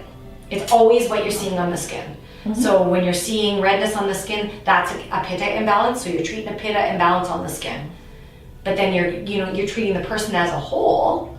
So you may suggest the Kapha body oil for them because that's going to help with, you know, detoxing the body, and that's going to, you know, help to balance what's happening in them personally. I see. But on the treatment table, it's always what you're seeing on the skin. Make sense? Yes. Do you guys need some water or go to the bathroom or anything at all? I think water. Yeah? Good. Because it gets hot in here. And Lots lots of question talking. out of Ayurveda. Yeah. Due to your experience, I want to get some information. So, for people, I've noticed like lots of people, they have like the congestion here a lot. That because I saw it mostly in people who have a dry skin. It's because of that as well. Yeah. So why they get this problem? Because when we do traditional Chinese medicine face mapping, and I don't know if you guys all got, you know, like a face and talked to in your training about that, but every area of the face is connected to different organs and organ systems in the body. So that helps us to identify different things that may be happening and ask the right questions, right? Yes. So when we see something up in the forehead is large intestine, small intestine, and right in the middle here is liver and gallbladder. So that allows us to look and say, how's your digestion? And that's usually my first question. When I see lots of congestion up in the forehead, I'll always say, you know, how's your digestion, and are you going to the bathroom at least once a day? And don't be afraid to ask those kinds of questions because it's not invasive, it's really about health. And our clients are very receptive to that. So, and you know, if you feel uncomfortable, just say the reason I'm asking this is because I'm seeing a lot of congestion up in your forehead area, and that's very connected to digestion, elimination, and your large and small intestine. So if you have any issues with that, it explains why, and 9 times out of 10 they're going to say, yeah, I do have problems with that, or I'm working on you know, like getting my digestion, you know, balanced, or yeah, I do have problems with constipation. So then we say, okay, it makes sense. So that's why that happens, because the body is detoxing, and it's detoxing in that area. So with the lower part of the face, it's the same thing. So lower part of the face is connected to reproductive organs and hormones. Yeah. So hormones, stress, reproductive organs. So when somebody comes in and they're like, I'm constantly breaking out in this area, I always say, how's your menstrual cycle? Is it regular? What's it like? And they'll say, well, it's regular. Okay, you get it every month around the same time. Yes. Okay, is it super heavy? Is it super light? Is it painful? What's it like? And any of those things may mean that there's an imbalance. If they say, yeah, you know what, it's not really regular, and it's really, really painful and heavy, then we say, okay, that makes sense to me. It's hormones. And then, you know, you can go deeper once you get to know different things like, okay, this could be polycystic ovarian syndrome. I'm not going to diagnose you, but I've seen this before and it's very typical. And then it gives them those answers, and it gives you that connection with the internals, but it also gives them that, wow, like that really makes sense. This is not just about my cleanser, because a lot of people will come in and they think that their skin is a result of what they're using or what, you know what I mean, and it's always much more than that. It's less often just that they're using the wrong products. You know, you get those clients that you're like, okay, well, you know, you don't have acneic skin and you're using acne products. Okay, we need to change that. That's all it takes. But most people are coming because they have chronic issues. So when we're diagnosing as far as face mapping, that really helps us and it helps them. Same with pitta. So somebody comes in and they're like, yeah, my cheeks are red and my nose is red and I've got all these like bumps on my cheeks. You know, it's rosacea, or it's, you know, it's inflammatory acne. So I always say, you know what I mean, like, you know, like, you know, are you hot? Do you eat a lot of spicy foods? Those are things you know, like what, like, you know, like anything that's going to bring your body temperature up, like hot yoga or really hard cardio or some kind of competitive sport is going to contribute to that. And then the client's like, oh my God, that makes sense. Yes, I love doing those things, and I love spicy food, or I love, acidic things like red wine and stuff like that. So that's where we come in and say, and I'm gonna expand on those kinds of lifestyle recommendations in a bit, but that's where we, are able to look at least the different areas of the skin and say to the client why that's happening. How you treat the congestion here, like with peach enzyme or lactic acid or something Lactic acid. else? Lactic acid, I was Yeah. thinking like maybe just Yeah. like 5% is better, Yeah. right? It helps. Lactic acid really does help because that congestion, if it's a typical vata congestion, it's not inflamed usually. It's usually It's just those a little bump. tiny bumps under Yes. the surface of the skin. Yes. So we're we're using maybe needle extractions. We're trying to get out, high frequency, and then we're directing them at home to use lactic acid because that's digesting the dead skin cells and it's helping to smooth that area. So that's an ideal thing for them. The lemon, sorry, it's about this, but just for the rest. No, for sure. Because I always see difference. We are new, just graduated, Of so we course. see new Yeah. clients, so different cases. So I suggested lactic acid, but the thing is, lactic acid is a leave-on. Yeah. So it's better to put the routine after lactic acid or just lactic acid, leave on, rinse it in the morning. So No, you put the lactic acid on and let it absorb for 5 to 10 minutes, and then you can go ahead and put your serum and your oil and your moisturizer on top. It self-neutralizes. So as soon Exactly, that's as what you, it is, as soon as you, neutralizer. if you put any kind of water on it, like so if somebody puts lactic acid on and then they put their serum right away, it's done. done. Yeah. So that's why you want it to absorb. After 10 minutes, it's neutralized. It's deep into the skin. It's going to continue to do its working, but you want to put your routine on top. As a neutralizer. Yeah, as a neutralizer, but also as just like that cushion that's going to allow the skin to to really do what it needs to do at nighttime because it's used at nighttime. So it's I mean it's not going to hurt anybody if they just put the lactic acid in and then they go to bed. But it's best to put your serum and your moisturizer on top because that's nourishing the skin while the skin's sleeping. So the lactic acid is helping to break down those bonds between dead skin cells and helping things to release.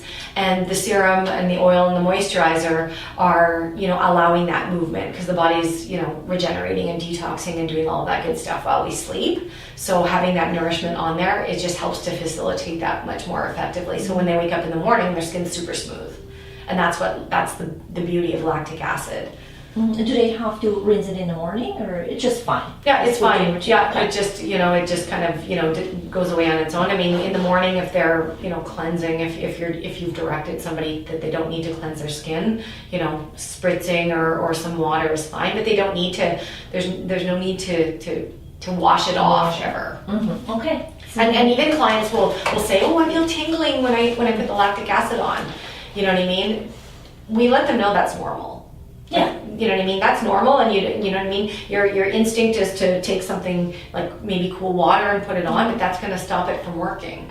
So we want them to know that the tingling just means that it's breaking working. down the bonds between dead skin cells. It's working. If it's burning and it's hot and it's crazy, then that's a different story. That's a reaction. So okay, put some cold water on it, but no, very rarely does that happen. You know what I mean? Clients are just like, oh, is it normal to have the tingling? Yeah, that's a good feeling. And the more dehydrated somebody is, the more tingling they're going to feel. Like I use lactic acid all the time, and right now my skin's really well hydrated. Don't look at the pimple, but my skin's really well hydrated, so I barely feel any tingling. I'll feel it maybe around my nose or around the mouth kind of thing.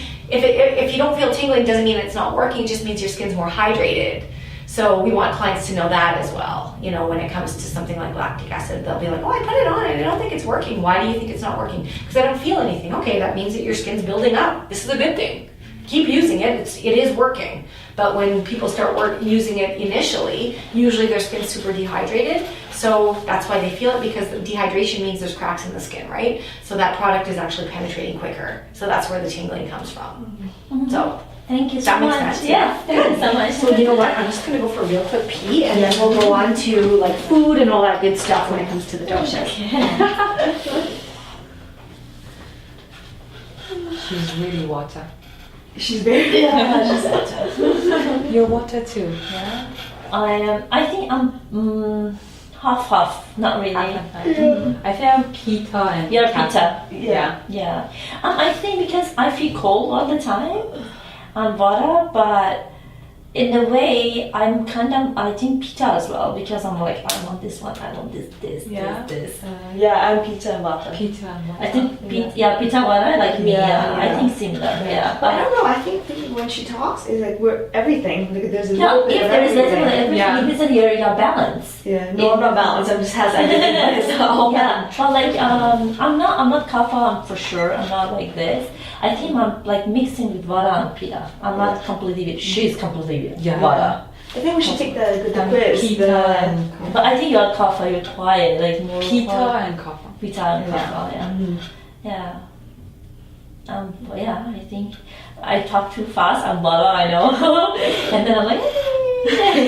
But at the same time, I'm very like goal like achievers. Like I have to do this. Yeah. Yeah, I think you're like me. Like same. Yeah. But she's 100% Vata. For sure, Yeah. vata. 100% Vata. You know, like we obviously lots of clients, different things. So I was like, Venkat is nice, you know. You just think like, what should I do? What kind of treatment? So do you guys feel, is this We're talking overwhelming about to you. you guys? It's actually really interesting. Very interesting. Yeah, good. So it's interesting if that doesn't, you don't feel like, oh my God, like my head's spinning and it's too much. Because I'm gonna keep kind of like going over everything and reiterating things, so like it's very, very clear. But it's, I found it so fun when I started working here that it wasn't just, okay, like let's just do a treatment. That there's this different aspect that came in that was so, like, I don't know, it applies to everything in life. It's helped me to actually deal with people in my life better. You know what I mean? Like I say, I always go to the Pitta person because the Pitta person is always the person that will, you know, like make me feel bad because I'm Vata and I'm sensitive. You're so, you know, like this Pitta person comes in and like, you know, like my partner, for instance, like, you know what I mean, if he's super stressed and he's got a lot going on in his life, he's very organized, he's more Pitta than anything, but he's got Kapha in there too. But he's very, very, very Pitta. So when he's got a lot on his plate and there's a lot going on and he's got goals that he needs to meet, I can see the redness in his cheeks and I can see it, and he'll you know, be very short with me and you know, the old me before Ayurveda would be like, wow, like why are you being so mean? Now I'm just like, okay, whatever. You know what I mean? Like you got a lot, you're stressed and I'm not taking it personally because you're super Pitta right now and you need to go take a cold shower. You know what I mean? You need to cool down.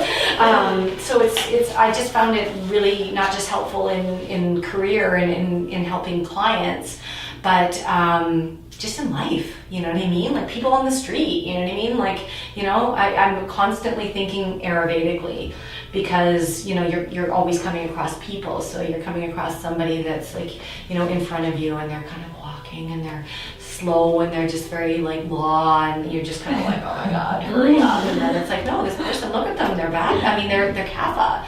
You know what I mean? They probably, you know, like are having like a Kapha day and it's outside, it's very damp and cold and they had a hard time. They didn't want to get out of their warm bed and they're not motivated to be here right now. So I'm not gonna, you know, be aggravated at them. I'm just gonna understand why they're doing what they're doing. So I find it very helpful, but I really find it really helps me so much with my clients.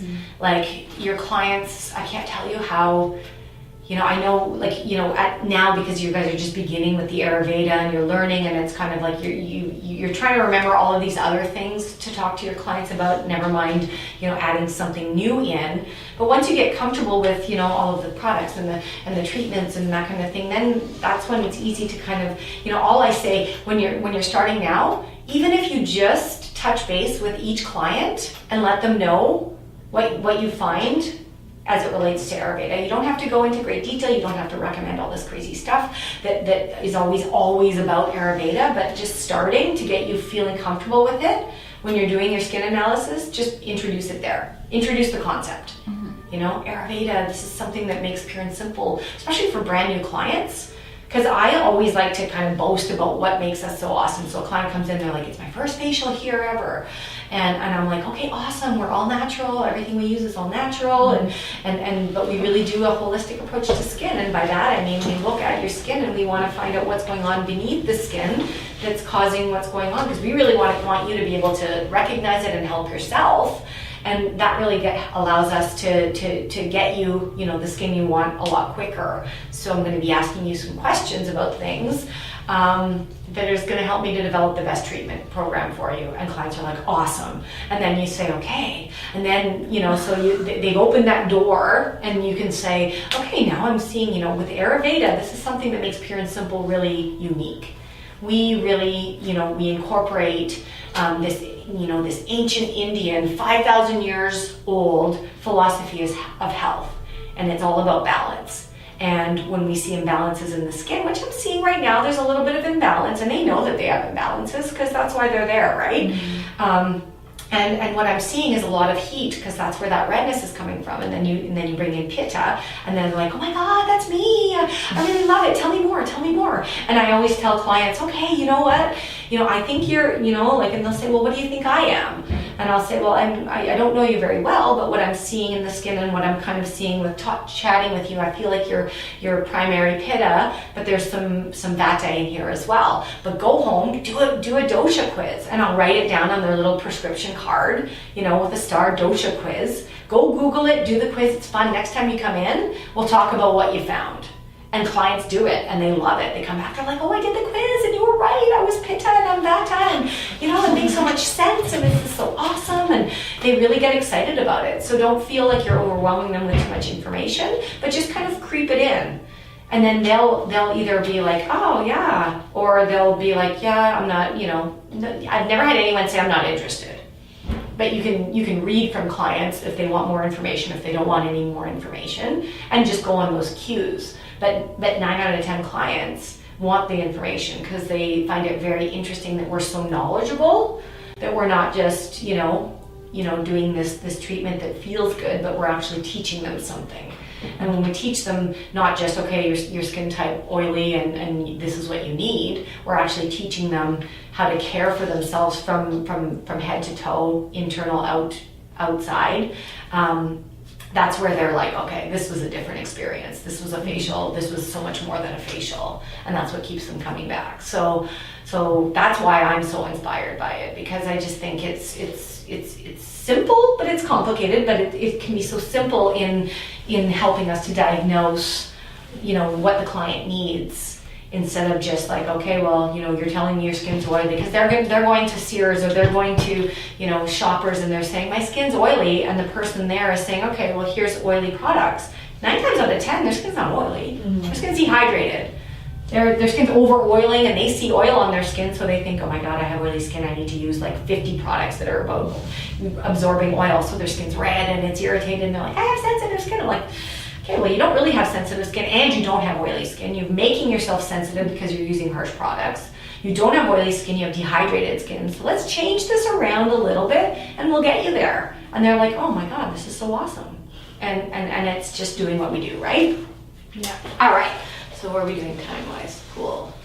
So with food, this is where you're gonna get your pens and write some stuff down, because we're not nutritionists here. We're not going to be telling them you need to eat this, this, and this. This little picture here just shows an idea of what a perfect plate would be for each of the doshas in order to keep the balance there. But I'm going to give you a few little lists of things that are good for vata and things that are not so good for vata. Pitta, not so good. Just so these are things that you'll bring into your recommendations to your clients, which really wows them as well. Like, okay, you're high pitta, you've got like lots of redness, you want to eat less of this and you want to eat more of this. Clients are like, amazing, you know what I mean? So don't get too overwhelmed and caught up with like that you have to spend an hour at the end of a facial, which we don't have anyways, telling them exactly what they need to eat, but just a couple little things like, focus on leafy greens and eat less spicy food. Done. That's a lifestyle recommendation that they can take away and use every day when they're not in the facial. Mm-hmm. So with vata, when we're thinking about vata, I want you guys to just yell out, because this is kind of a review for us. So it's planted in your brain. So what are the qualities of Vata that we're going to be seeing that we're focusing on? Cold, dry, yeah, cold, dry, talkative. What's going on internally? Dry. Constipation. Yeah, constipation, dryness. It's all about dry and it's all about cold. So what are we doing? The opposite. So we don't want dry foods. We don't want cold foods. We want warm foods. We want moist foods. So this is where that balance comes in, right? It only makes sense. So we want nourishing foods. We want cooked foods. We want moist and warm foods.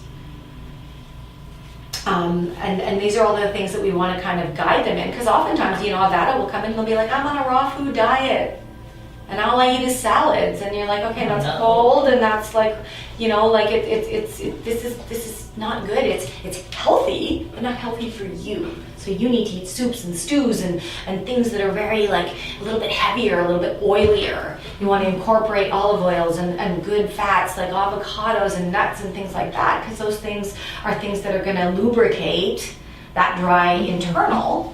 So that's going to help with the constipation. Eating oily foods is a good thing, because that's always going to translate to, a little more oil in the skin as well. So we want to keep away from, obviously, the dry, the cold, the raw. And we don't want things that are too stimulating either, like the caffeines and lots of high sugars, because Vata is already stimulated. They're already like, yay, you know what I mean? They're thinking and they're moving and they're doing all these things. You add coffee to that, or anything that's kind of stimulating, and that just makes it worse. So it's about, really kind of calming and grounding foods, which are like, even in the summertime for Vatas. And Vatas usually will all of us, when you have a dosha, you'll usually gravitate towards the things that you like and that you need. So Vatas, like I eat soups and stews all year round. I love it. You know what I mean? I like salads too, and don't get me wrong, I do eat some raw foods and stuff like that. But I do so much better if I'm eating cooked food, and it makes sense, because you'll get this Vata person that's cold all the time, and like they just kind of gravitate towards that.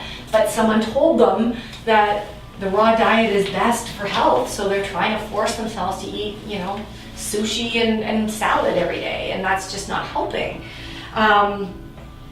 And gassy foods. We don't want gassy foods for Vata, because they already have a lot of movement going on. So things like cabbage and Brussels sprouts and broccoli and cauliflower, things like that, are not ideal for Vata. More root vegetables, things like things that grow underground, because of that rootedness.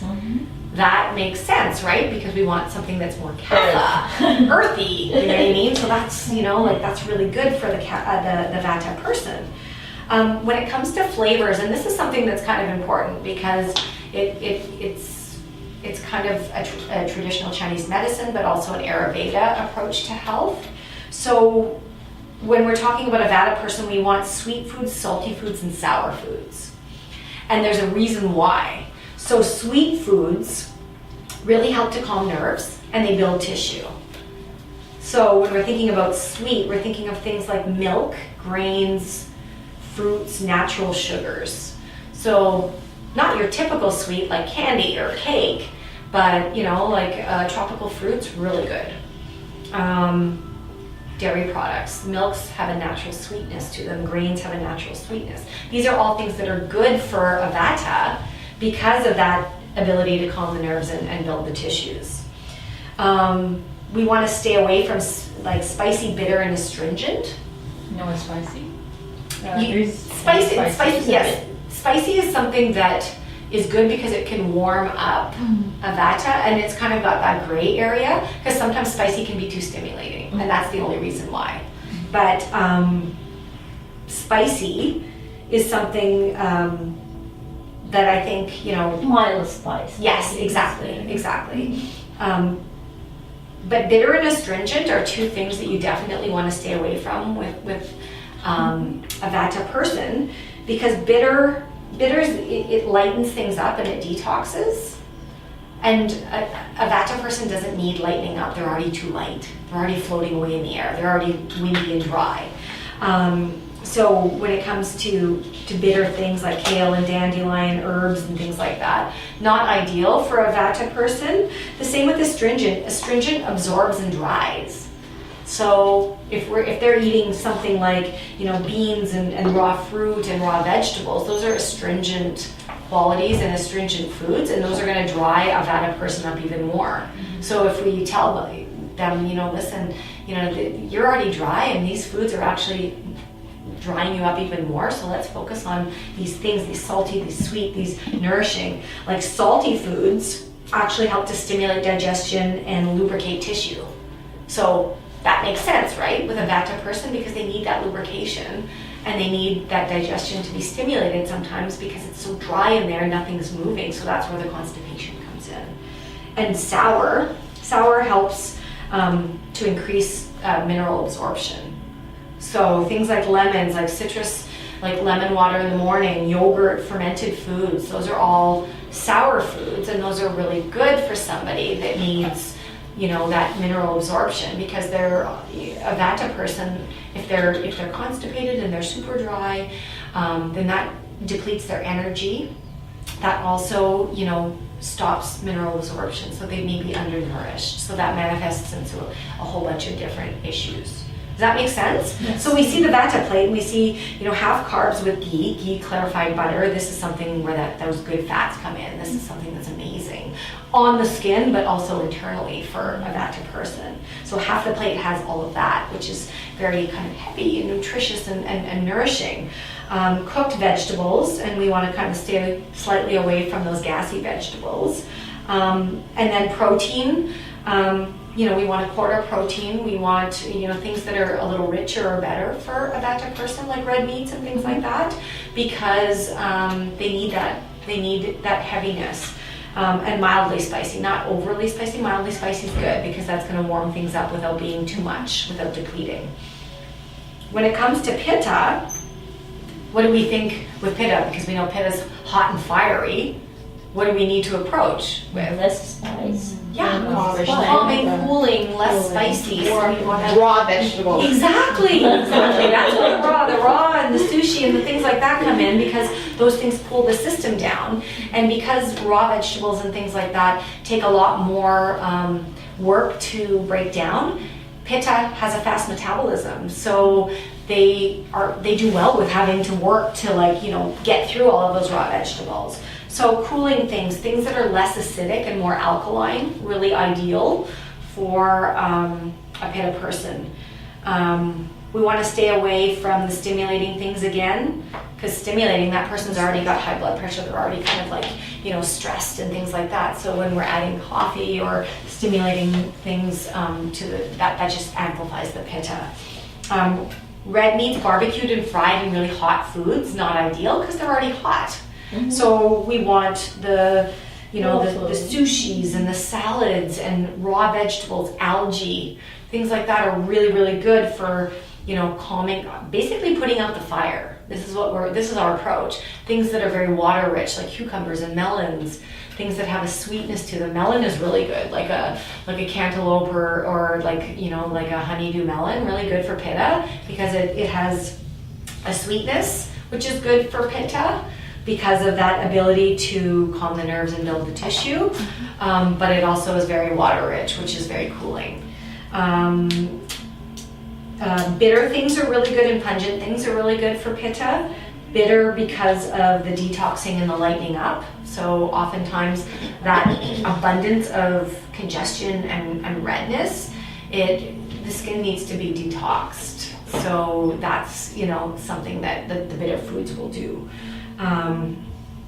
So kale and dandelion and herbs and fresh things like that, those dark leafy greens are so good for Pitta. And that's what I usually, you know, I don't go specifically, but I'll usually say, okay, you need to increase your dark leafy greens because that really helps. They're bitter, that really helps to detox. It also helps to cool the liver.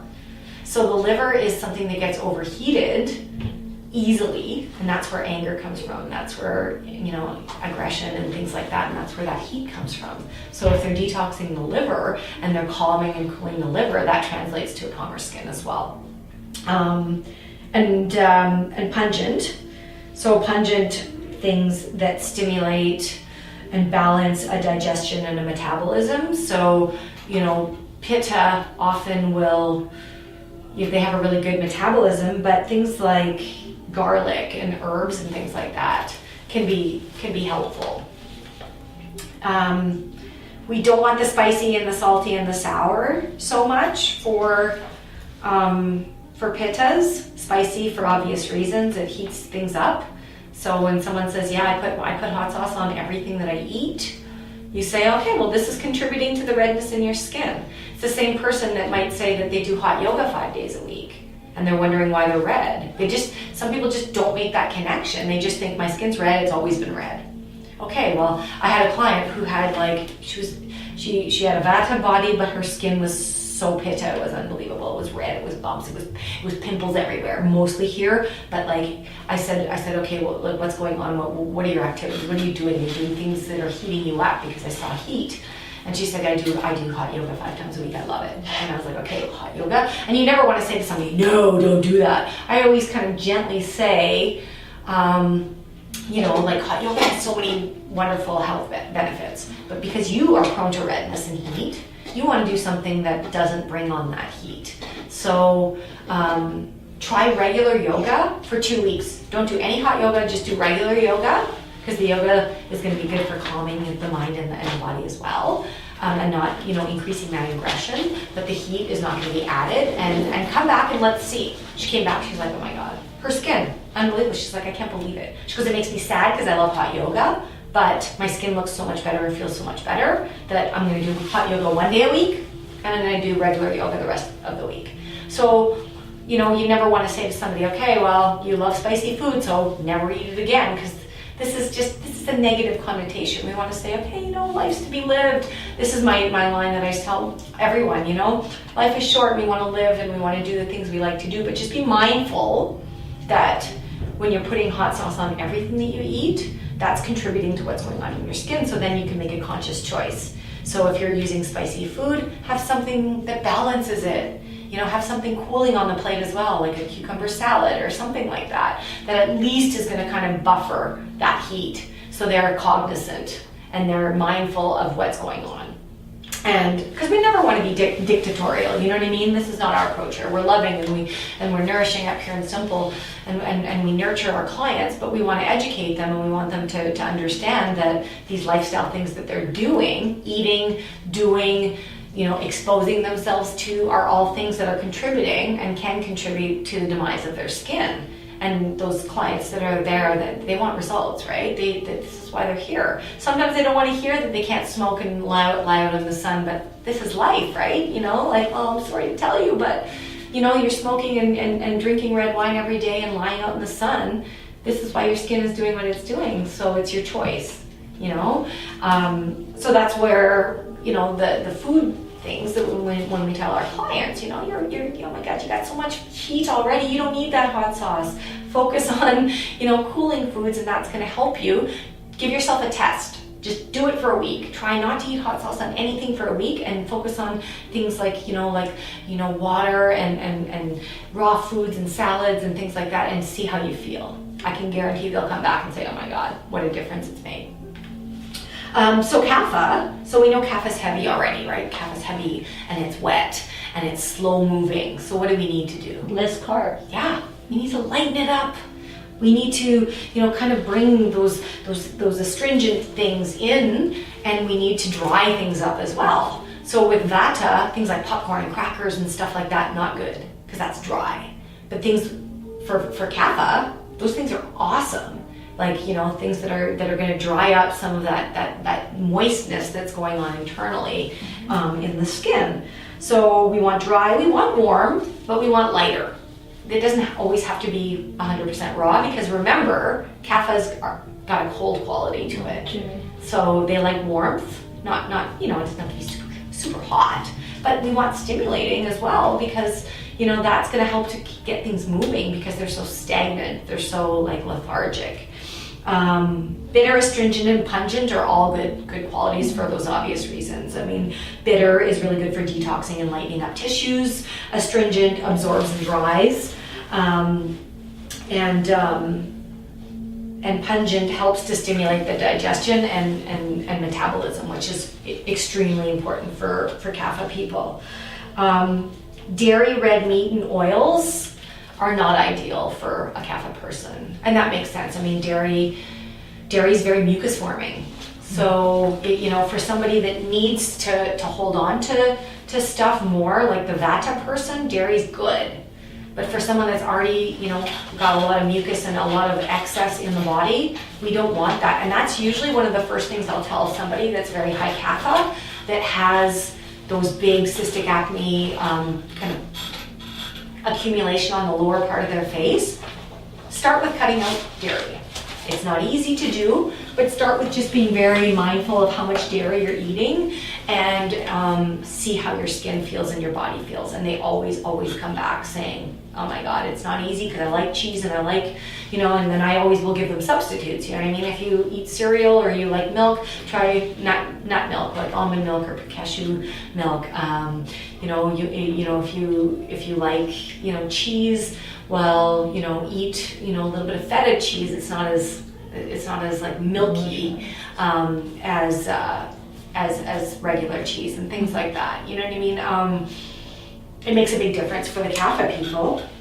Cold foods and simple carbs also not ideal. You said it, less carbs, because those things kind of just sit there and they make you sluggish. They make you want to go to bed. Kapha's already in bed and cozy. They don't need anything to help them. They need something to get them out of bed in the morning. You know what I mean? So the balancing foods for kapha are lean proteins, things like fish and chicken. Above the ground vegetables are better because they're already rooted. So those root vegetables, kind of like the opposite of vata. Vata and kapha are very, very, very opposite. So popcorn, kale chips, spices, things like that get things kind of moving in kapha are ideal. And not eating late because their metabolism is already so slow and they're already so sluggish. Eating dinner at 9 o'clock at night and then going to bed an hour later is not ideal. So having a real routine, getting up early and going to bed early, but also having the meals done before a certain time is best for a kapha. So we can see the plate here, have cooked spicy vegetables, some carbs with a little bit of ghee, and then light protein with spice. Pitta, obviously, I didn't go over this, but protein, veggies, very balanced meal, but just cutting out on the spices. They can have flavorful foods, but they just, they don't need anything extra that's going to start heating up the body. So I'm going to talk a little bit before we kind of go on. The next slide is just basically an overview. But when it comes to, so we've talked about food. We've talked about the things, that they should be eating, that they shouldn't be eating. And those are things that are really helpful for them. And I'll often write them down on the dosha card. So, you know what I mean? I'm talking to them while I'm doing my skin analysis and while I'm doing extractions. Sometimes clients just want to talk through the entire facial, which gives you such a good opportunity to plant seeds for things that they need. And just all of these recommendations, because if you're booked back to back, then you don't have time after the treatment. Mm-hmm. You've already gotten all that information into them. But some clients just want to relax and sleep and just have silent time, and that's okay. But you do have those opportunities in the skin analysis and in the extraction period where you can at least get in that information. So this is, skin analysis is where you're letting them know what you see. You can kind of talk a little bit about Ayurveda there, just letting them know, what you're primarily seeing, whether it's pitta, and just kind of introduce the idea. And then when you have the light on again and you're doing your extractions, that's when you can take it a step further and say, okay, just to further talk about, what I mentioned earlier about Ayurveda, this is what I'm seeing. So I've already started to incorporate a lot of nourishment in your skin because I let you know that you're very vata, so your skin was devitalized and needed some nourishment. So my face massage, I used a nice rich oil that really, it's already bringing your skin back to life, and it's loosening up some of those things that are underneath the surface of your skin, so it's going to make it easier for me to extract. So at home, and I always say to clients, at home is so important. And this is also showing them the importance of home care. Not in that, okay, I want to sell you a bunch of stuff. We want to sell them stuff, but our main motivation for selling them stuff shouldn't just be the dollar. it should be more the results that they're going to get on their skin, because that's really why we're here, right? You know, yes, we all need to cash a paycheck and pay our bills, but really we're here and we're passionate about getting the results for them. So by letting them know that it's not just about, okay, you know, I have to, you know, make commission, so I'm going to tell you to buy a bunch of stuff. It's really about, you're only in the spa maybe once every month, once every 3 months, who knows? But it's at home. If you're set up with the right regime, it's going to really, you know, keep that balance going, then you're 10 times ahead of the game. So it's a partnership between you and me. So I do what I do, and I educate you, and I let you know what you need to do. I give you all the tools, and now it's your turn at home every day to be consistent with using the products. And together that's going to get you the results and keep that balance going. So it makes it easy. We're not pushing, we're not pushing products on clients. We're just educating them to why their skin needs it. And when we give them all of that information, including Ayurveda, it just makes it like a no-brainer for them. They walk out of the treatment going, wow, my skin, my red pitta skin, they'll remember those words and they like to use them because they're excited about something. I can't believe how calm my skin feels and how good my skin feels. And that's where you take them over to the retail area and say, well, you know what I mean? You need to take care of that pitta at home. So this product, and this product are all going to be amazing for doing that. But I just want to talk a little bit about weather. So obviously, I alluded to it a little bit, but weather. So when it's windy, so you can look at this little chart, and it kind of breaks everything down like Vata in nature, the mind, the body, balance, imbalance. So we know that the element of Vata is air and ether. The season is late, like autumn. So think of autumn and early winter. That's when the wind starts to pick up. That's when that coldness starts to come in. So that's when you're going to see those clients that already have Vata in them be a bit more imbalanced.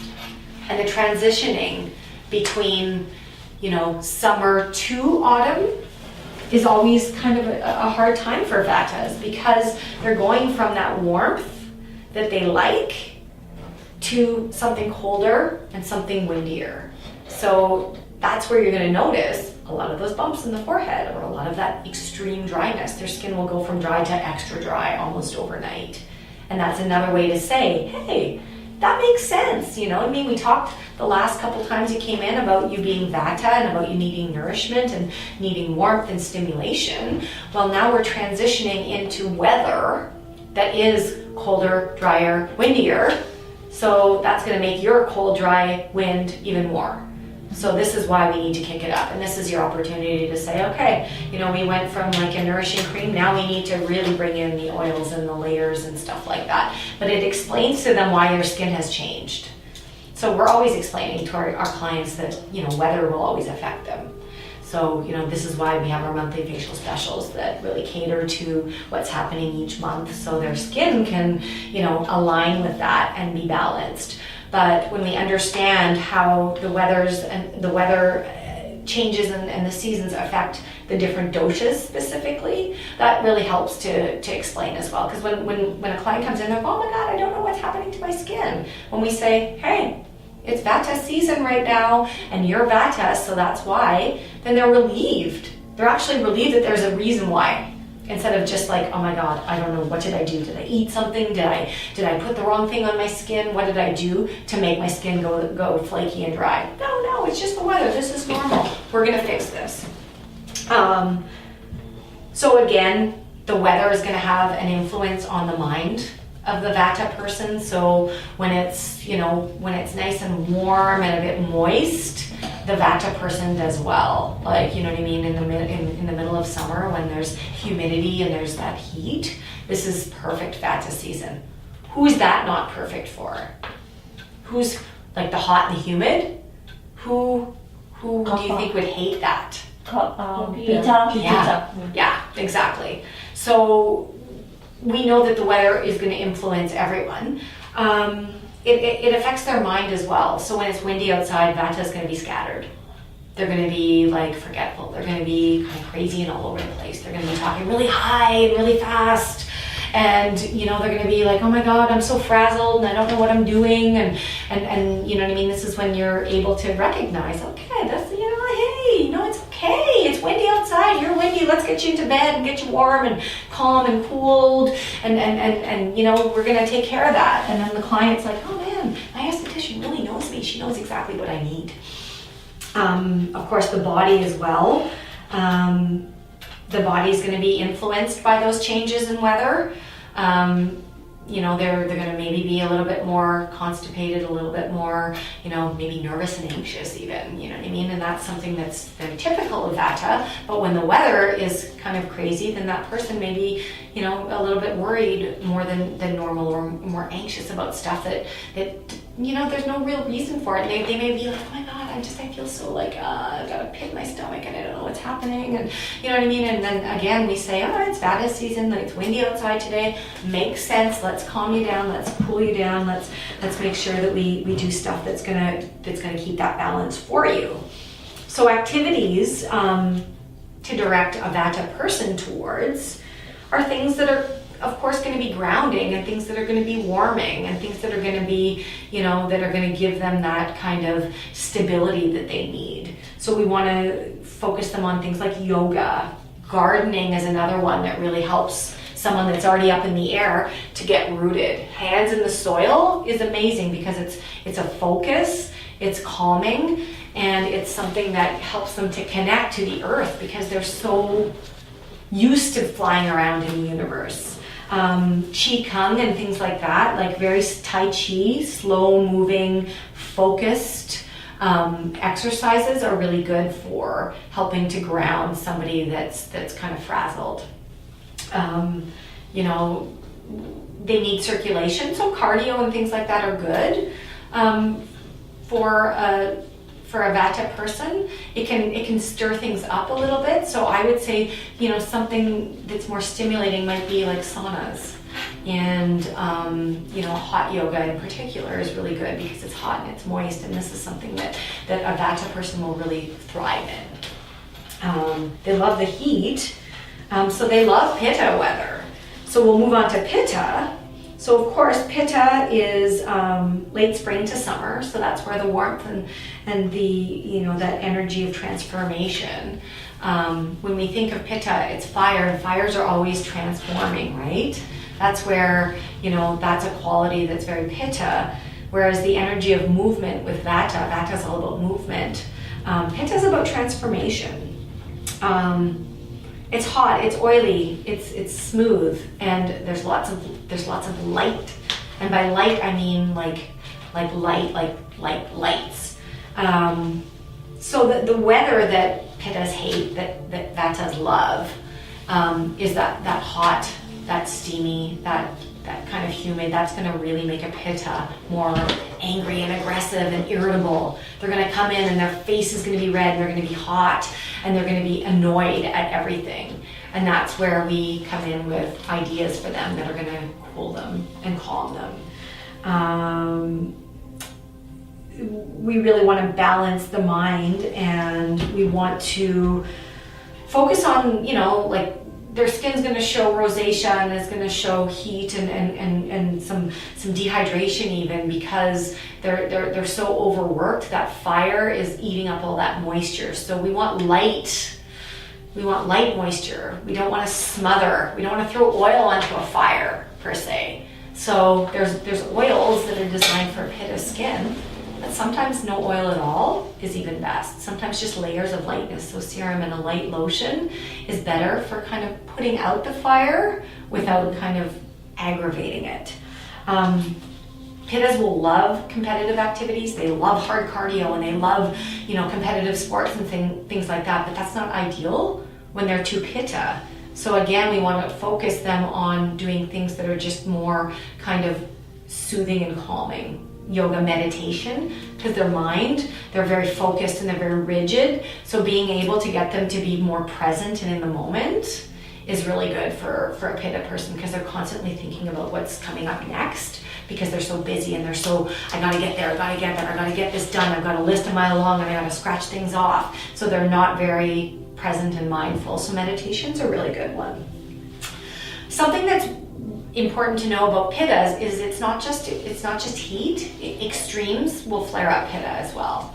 So extreme heat, but also extreme cold. So you'll see a lot of pitta activity in the wintertime when it's like super, super cold outside. That extreme will cause that inflammation and that redness and that aggravation, and it can also make them, they love cool weather, and a pitta physically will feel good when it's colder outside, but their skin will show the same things that it often shows in the summertime. So don't just stay like, just focused on, okay, well this can't be pitta because it's winter, and winter is good for pitta. Extremes, not ideal. And then kapha. So we know the energy of kapha is like, all about kind of like moist and lubrication and that kind of thing.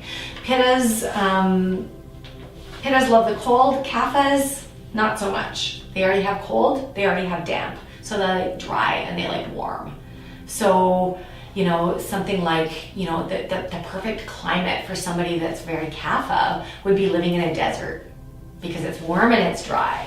You know what I mean? And that would be, the warm and the dry. Dry not so much for somebody that's vata. Maybe the Caribbean would be best for somebody vata because there's that moisture from the ocean air and it's also hot. And then pitta does well in like, kind of like a Canadian situation, a Canadian kind of late fall, early winter. That's ideal for pitta. So with kapha, we want to really get them on a routine because they already like routine. They don't like change too much, but they're very sluggish and they need motivation. So we want them up in the morning. We want to tell them, I know you don't want to get out of your warm bed, but you need to get up early and you need to get moving. You need to do some kind of invigorating exercise. So cardio and movement and things like that are ideal for somebody with kapha. But first thing in the morning is best because we want to get that metabolism and that circulation going to start their day. Vigorous activity, things that are gonna, kind of warm, but also get them motivated to be able to continue through the day is also really good for the mind because their mind, like when kaphas are overloaded, then they become kind of sluggish and depressed. And so getting them to do something that gets them out of bed and gets them moving is actually something that is really strong for the psyche as well. Does that make sense with those activities? So I'll just give you guys a little quick quiz, and I think we'll go for lunch. How about I'll do a little quiz, and then we'll go for lunch. I think we have a half an hour, and then we're going to talk about the products and the treatments that we have here as they apply to Ayurveda. Does that make sense? Okay. So, well, we can take a little bit of a look, and I don't want you to focus too much on the next slide, which is the Ayurvedic clock, but that just shows the different times of day where the different doshas thrive best. So you can see noon is really good time for pitta. It's the best time for them to eat their largest meal because their digestion is at its highest and it's most efficient. But that's also the best time for them to do work and exercise because they're most productive midday. Pitta's not good to eat at midnight or to be doing any of those activities because that's when the organs need to really restore themselves. Vata will feel most alert between 2 p.m. and 6 p.m. So this is where getting their work done, tackling projects and things like that is going to be ideal for them. From 6 a.m. to what is it here? 6 a.m. to midnight. To 2 a.m. It's an important time of day for Vatas to be able to get to sleep because it says dreaming here, and that's where the brain will express a lot of its creativity. So when Vatas get to bed and can sleep soundly, this is actually really good for them to feed their creative natures. But Vatas often will be waking up and thinking, and that kind of will set the stage for the day. And then when it comes to Kapha, waking up the first 2 hours of the morning, kind of slowly easing into it, but then getting active, that's so important. And going to bed before 10 p.m. and not eating your last meal, like I said, too late is also important for kapha. But don't concern yourselves too much with this. I just thought it was interesting to throw in. I want to just go through everything, and I'm going to ask you guys some questions about the doshas and things like that, as far as, you know, identifying a person and what you would do for the skin before we move on to the products and things like that. Does that make sense? All right. So let me throw a little scenario out. So a client comes into the spa and they're talking really quickly and they seem a little bit frazzled. They're tall and they're lanky, and they've got really small features.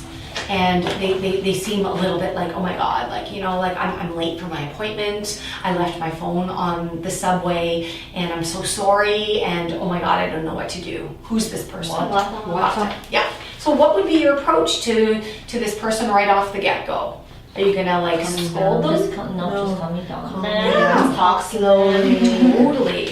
Yeah. Pampered. Yes, exactly. And talking slowly is a really good thing, because they're so, everything is so quick. So when you talk, you know, very calmly and slowly and lovingly to them, that just helps them to come down to earth. And this is really about grounding. So right away, when somebody comes in like that, you know what I mean? We don't want to get them more aggravated by being like, okay, well, you know what? We're 15 minutes late and I have a client right after you. So, you know what I mean? We just think, no problem. You're here right now. Let's get you into bed and get you cozy. And then you can do those manipulations after and say, okay, well, we've lost 15 minutes of the treatment, but that's okay. We can still do, you know, we can still do a good treatment for you, but I'm just going to customize it for you and that kind of thing. But if we say, if we are hyper, then that makes their vata more hyper. So you guys were awesome. Like, you know, we're calming, we're cooling, we're getting her into bed and we're getting her cozy, and then we're going on from there. So now you're looking at her skin, and what are you seeing on the skin? So Dry. yeah. Dry, tiny pores or no pores. Yeah. What area? Forehead. Forehead. Forehead primarily. It doesn't always have to be, but if you're seeing lots of lines and bumps, they'll be like, oh my God, I'm getting old. Like they could be 20 years old and they're showing lines. And I always say, you know what? Those aren't your aging lines yet. But those are, you know, your worry lines, because like, you know, when you're worried, you're furrowing, and that can cause lines, right? And one of the characteristics of Vata is worrying. So that's where you can kind of, you start to, you know, when you're comfortable with all this information, you just tie it all in together and it makes sense for them. And you're like, okay, you know what I mean? I see what's going on up here. So we really need to treat that. So what would our approach be with, you know, like how we're gonna, like, you know, kind of treat the skin, just in a rudimentary sort of way. Like, I don't want you to start picking products yet because we haven't talked about that, but what would be, you're seeing the dryness and you're seeing devitalized and small pores and flakiness maybe. What would be our approach for a treatment? Like a serum and some moisturizer. Yeah. You give them a moisturizer and an oil. Yeah, exactly. Oil. Yeah, we want things that are going to warm it up. We want things that are going to stimulate. We want things that are going to be rich and nourishing, that are going to replenish the skin. Okay, so we're done the treatment. We've done all this awesome stuff. We've fed the skin. We've watered the skin. The skin is plumping back up. It's come back to life. Client is calm and happy. You've, you know, educated her, but you've also brought her back down to earth and rooted her a little bit. So now she's coming out, and now it's time to retail. So, you know, are we going to say to her, how are we going to approach our retailing to a Vata person? Give her many options and tell them about the like innovative, if things are new, because that's what they like. Yeah, so we're not going to give her too many options, we because that's choose for them. Yes, we Because they choose for cannot her, think. and we're firm in those choices, Yeah. but we can be, like you said, that's perfect. They're very open to new things. So we'll say, oh, you know what, something that you'd really love and it's new to the spa. She's going to be like, ding, ding, ding, yay, show me. But we have to choose for them. So we say, I've chosen products that are going to be perfect for your skin. These are things that I used in the treatment, that this is what you need. Boom, boom, boom, boom, boom. And then, and you know, she'll be like, but what? what? Nope, this is the perfect one. That one is good for somebody else, not for you. Oh, okay, but what? And then we just have to kind of keep, in a loving way, not in an aggressive way, but grounding that person and keeping them kind of like in control, because they're kind of out of control. And we've worked so hard during that 1 hour to get them calm. We just want them to walk away with a good regimen and feel happy. So that was awesome. Okay, so now we've got somebody coming in the spa, and it's your client, and she's a first-time client, and she comes in and she fills out the form, and the form has tons of information. She's given you everything you could possibly ask for, and then some, about her skin and about what her concerns are and about what she wants fixed. Who does this kind of Definitely Pitta. Yeah, exactly. Pitta is all about the facts. So they're organized and they're logical, and they want you to know exactly what needs to happen because they're really wanting the results. So you're reading this and you're going, oh, okay, this person, maybe you're preparing yourself a little bit. They may test you a little bit. They may ask a lot of questions, and that's okay, because asking questions is a good thing, because we're armed with answers and with things, with knowledge. And you guys being new, don't ever be intimidated by a question that you can't answer. If you ever get something that you can't answer in your treatment and someone says, what's the difference between this and this? That's a really good question, and I'm not sure about that, but I will get the answer for you before you leave today. Done. And then you ask one of us, and we give you that information, and then you deliver it to them, because we're not expected to know everything, especially when you're new. And you can say, I'm new to this spa, so I'm still learning a lot of the things that we do here, but I do know, and give them something that you do know about skin in general. So don't be intimidated, because I sometimes I'm like, I don't know everything about skin. I know a lot, but I don't know everything. And sometimes I'm like, what? That's a really good question. I'm going to look that up, and I'll go and Google something for them. But so Pitta is here, and they want answers, and they want results, and they want all the information they can get. So your Pitta person's in the treatment room. What are you seeing on the skin? A redness around cheeks area. Yeah, cheeks, nose, Eye, maybe chin. Mostly on the cheeks. Yeah. Maybe broken capillaries. You're seeing capillaries. You're seeing rosacea. You're seeing heat. Even touching it. You're touching someone. When we do skin analysis, when we touch, we find out things that our eyes can't see, right? So for Vata, we're feeling rough. We're feeling texture because they're so dry and dehydrated. With Pitta, we're feeling heat, right? Because they're hot. So we're like, oh yeah, you can almost feel the heat just like going like above their face.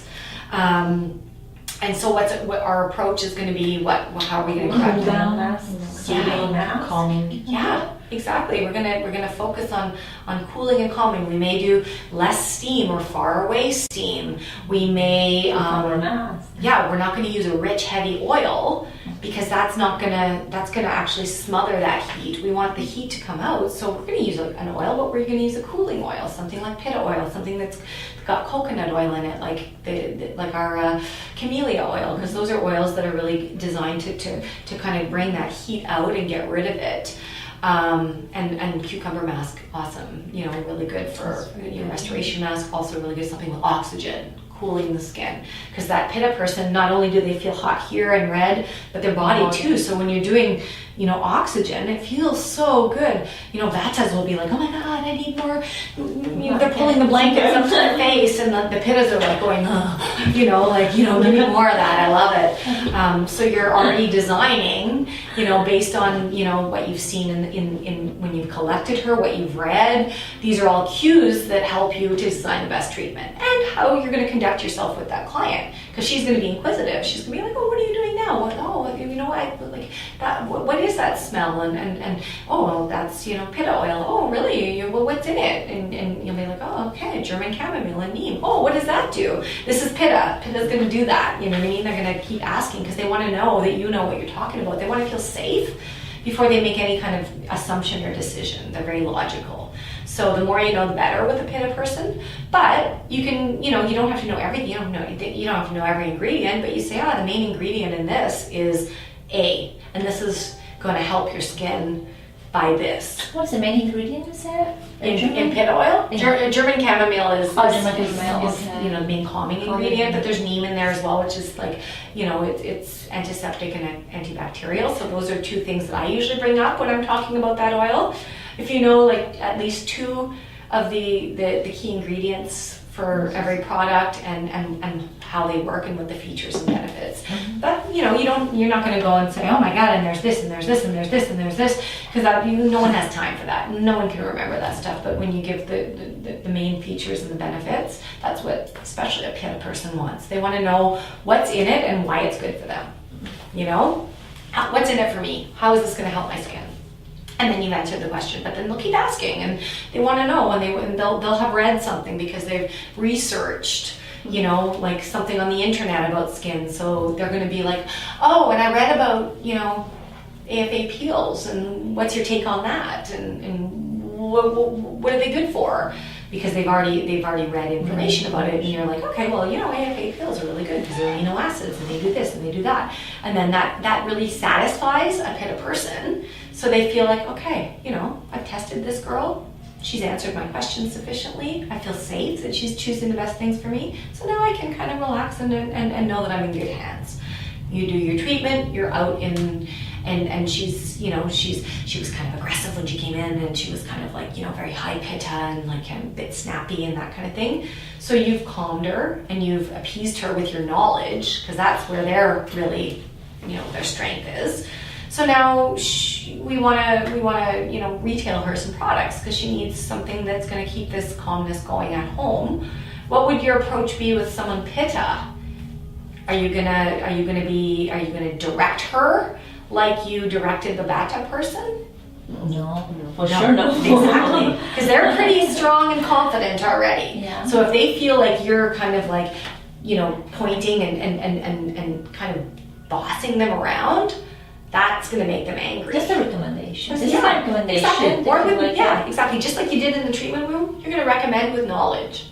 So you're going to say, listen, you know what I mean? We talked about this in the treatment, and I mentioned some of the features and benefits of this product, and this is why this is going to be ideal for you, because you know your skin concerns are this, and this is what this does. Done.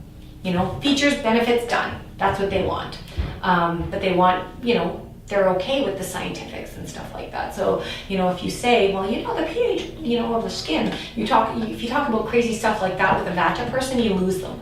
But with a Pitta person, and I'm not saying you have to do this, but if you know something specific that you love as a fact about something, the Pitta person's the person that will be receptive to that. You know, they like to talk about science and you know those kinds of details that are going to make them feel more confident, because they're never going to buy unless they know why.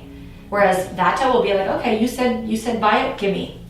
They're easy, you know what I mean? They're just like, they want new stuff, they want new experiences. It's just a matter of you choosing for them. But Pitta is never gonna just say, okay, I want a full regime, just tell me what I need and I'll buy it. They're gonna be like, I will buy if I trust you. And for me to trust you, I need to know why this is gonna be good for me, and I need to know all the details about it. So that's Pitta. So good, guys. You guys are pros already. This is awesome. So Kapha. So let's say this client. We obviously know that this is going to be a Kapha client because that's all that's left. But so Kapha comes in, and you've seen this client for like a year. She comes every month. She schedules her treatment. When she leaves her last treatment, she's already scheduling it for next month because she likes routine. She likes stability. She likes the Extreme Clean Facial, and she gets it every month. But there's a special facial on this month that you know is going to be ideal for this client's skin. How are you going to approach her in trying to get her to potentially just try this new facial? Just talk to them. Talk to them. You can just convince them that, okay, this is good for you. This is this. Just talk to them, make them like this is right for you. Yeah.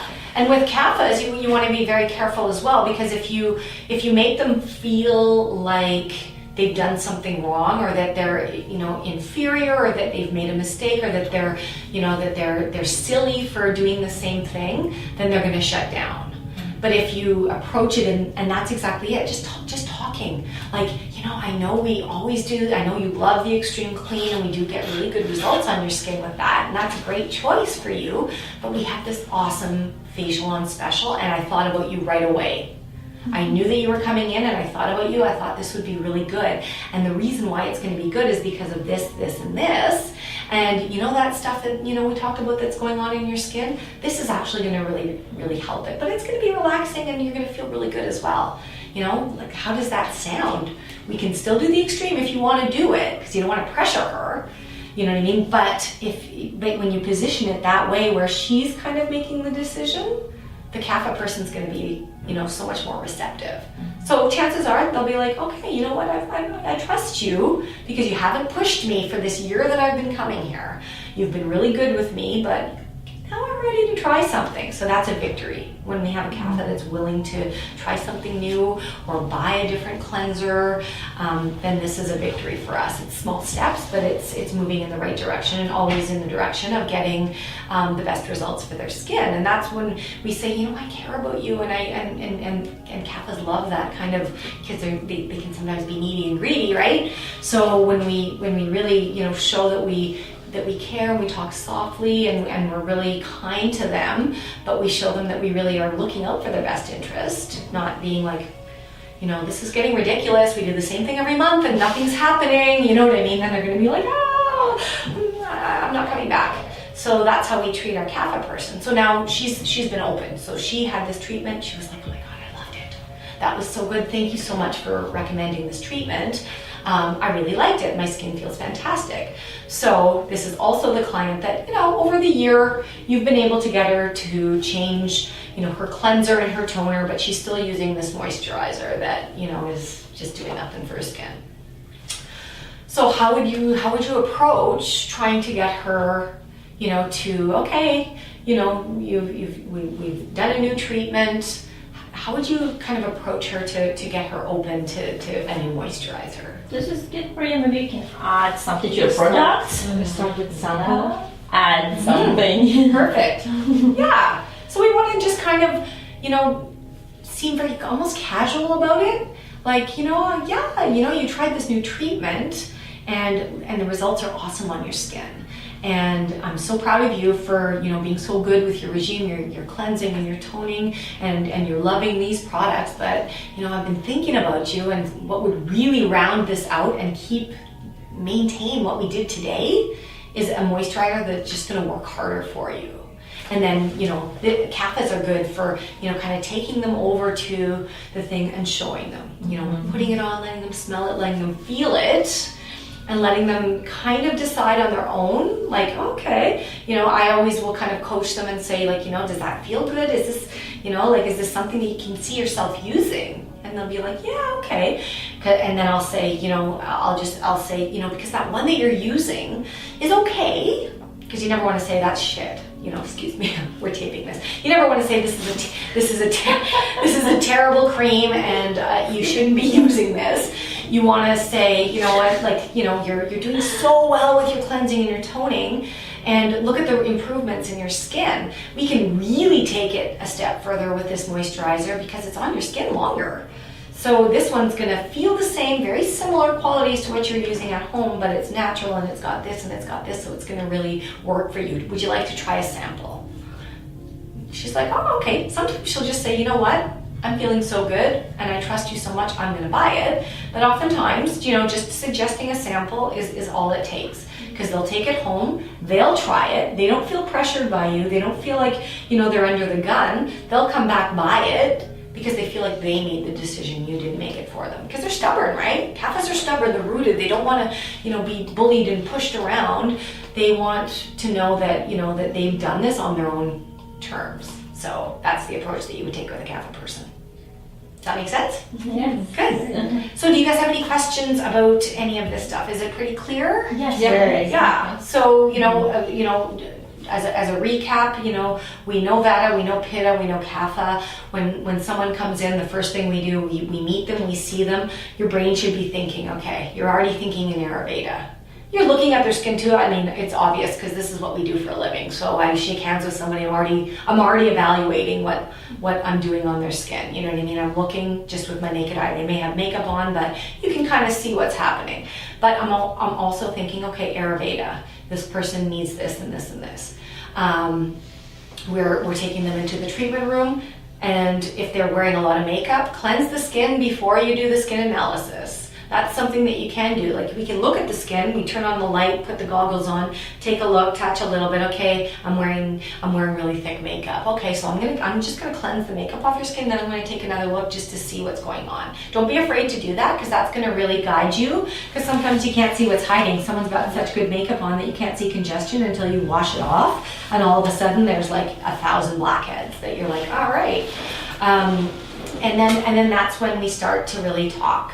So, we don't want to overwhelm them with Ayurveda, but we do want to introduce it, and that's what's really important. It's kind of a non-negotiable. If a client comes in and says, listen, I'm here for relaxation only, I just really want quiet time through the whole thing, we still want to do our duty. You're not going to go off on, okay, well, your dosha is this and this and this. You're going to, you're going to check the skin, you're going to let her know what you see, and that's it. But most of our clients, I would say almost 100% of our clients want to know what you see. Even if they've been coming in, they still want to know what you're seeing, and they want to know how they can improve their skin. Many of our brand new clients are clients that have been everywhere or done everything, and they're just like, I don't even know what to do anymore. And these are the clients where you really can say,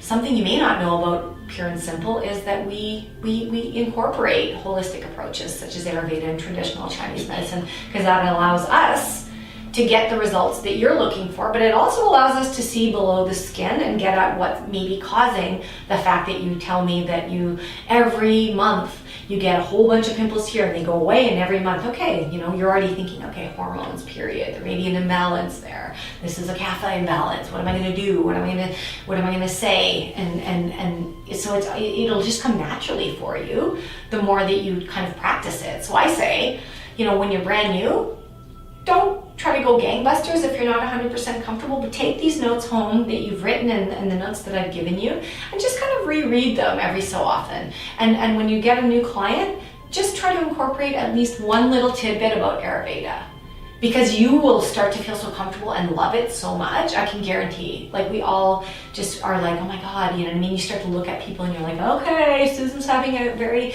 Vata day today, so let's she needs some warm tea, or, you know what I mean? You start to think that way, and then it just comes out of you naturally, and the clients really appreciate it. They really, really do. But if you're confused, you know what I mean? Less is more. If you're like, I don't know what I'm seeing here. I have no idea.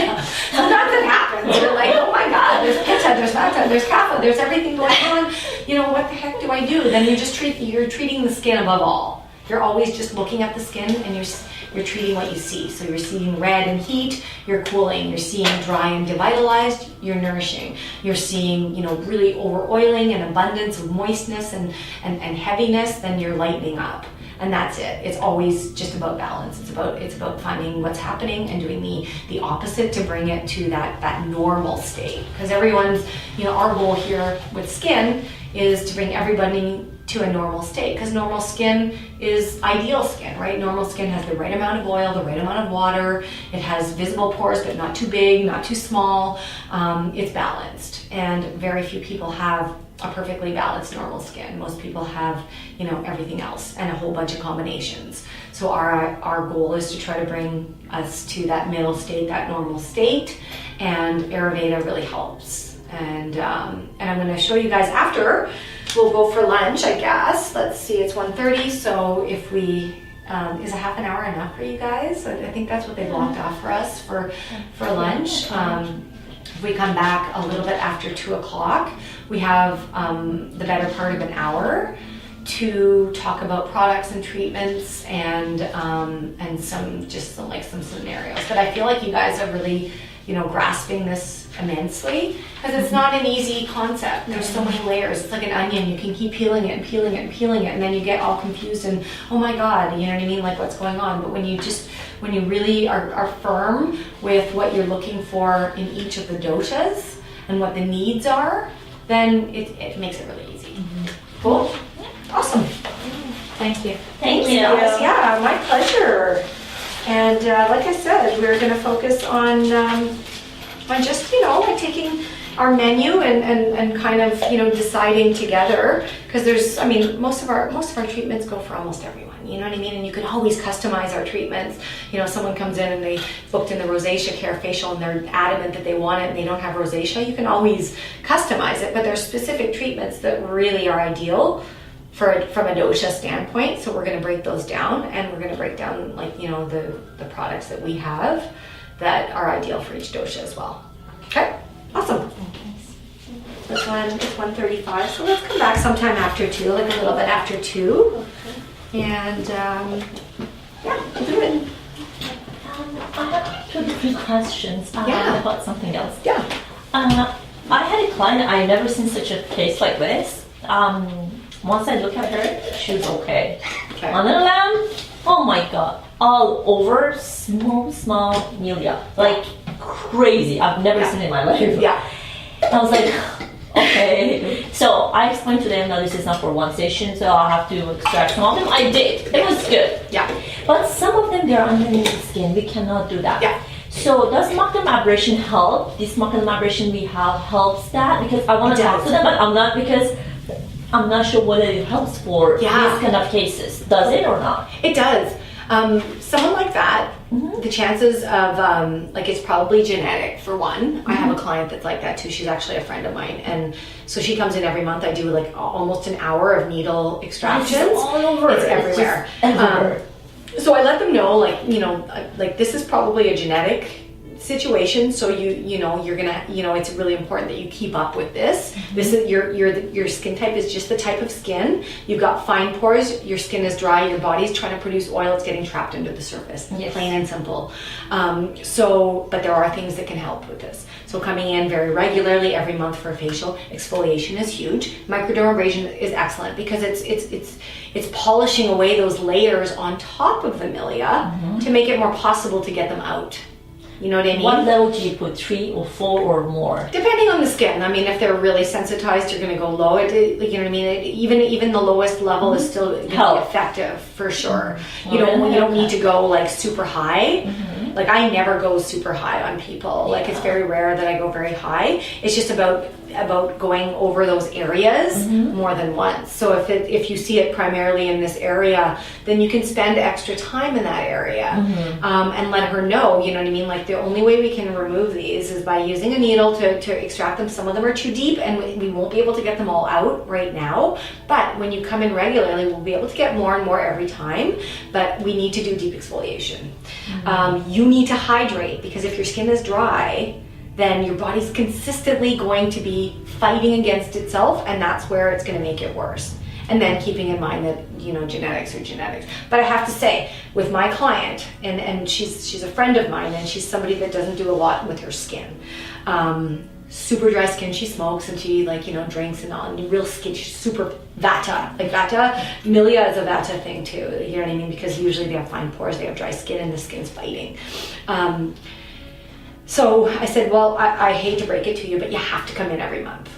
I can sit here and extract, and she'll leave, and her skin, I'm just like, wow, I got out so many, but there's still some there. So she started coming in every 4 weeks, and I would do it and do it and do it. So now we're at a manageable state. So she'll come back, and there may be a few, but I'm not spending as long doing it. But I was like, it was more important that she does lactic acid and really serum and lactic oil. acid helps. Lactic acid helps, because lactic acid is basically it's mimicking what you're doing in the spa with it's dissolving that layer. So when they're using lactic acid, providing their skin isn't super sensitive, they can use it more often than a manual exfoliant at home. They can use it. I have a client that uses it every second day. She's got a strong skin, she's not sensitive, but she has lots of congestion under the surface. So that's going to support and help to remove those layers and let things kind of actually come to the surface, but also alleviate, because lactic acid is really great for actually building up that barrier function. So it increases moisture. It's this really fantastic thing. But it's just important that you let them know why it's happening, what's happening, and that they really need to be on top of it, because these are not magic wands. Because they think like, oh, okay, I've got all this stuff, you're gonna take it out and I'm gonna be good for life. But it's just not the way, you know what I mean? Because people, you know, I mean, my friend, for instance, it's genetic. Her sister has it, her brother has it, her dad had it. They all had milia. So it's natural. So if she says, okay, I can't come in for a facial for 6 months, when she comes in 6 months, it's all gonna be back. Yeah. But keeping on it Yeah. and being very diligent with that exfoliation and hydration at home can totally keep it under control. But once they're using lactic acid, can we do microneedling or do we have to stop? Oh yeah. Okay. Yeah. We can do it at the same time. Oh, for sure, for sure. Another question. Yeah. For people who have rosacea, like my rosacea, like crazy. Yeah. Like here, can we do microneedling? You can. This microneedling can we do? Yeah, and that's Can we go where, over that? like once you get kind of comfortable with the technology that we have and using it and the skin types that you're going to see more regularly. If somebody has very inflamed skin, you're not going to. Exactly. But if somebody has rosacea, like lots of like capillaries and redness and that kind of thing, going very lightly over that area, like at a level 3, like the lowest level with micro, and not going too much, is actually good because it increases that circulation of that blood that's just sitting there. Because oftentimes redness, it's not dead capillaries, it's just they're just lazy. So they're dilated, but they're not broken. Broken capillary, you can't do anything about. Nothing is going to do that except for laser. But with a dilated capillary, it's this blood that's just resting in the capillary because the capillary is kind of collapsed. It's just not opening and closing anymore. So it's open, the blood's just sitting there. So using something like micro actually helps it to circulate and evens things out. So, you know what I mean? It's just when there's something that's like, you know, pustular and inflamed, that's a no. Of course. But if somebody comes in and they need it on the rest of the face and they've just got that happening right here, you can still do the treatment, just do it everywhere else and just avoid that area. Okay. Yeah. Thank you so much. My pleasure. Yeah, any questions always. I can always talk about skin. Sorry. Do you want to go out? Yeah. Okay. Do you want to go Yeah. Okay, thanks.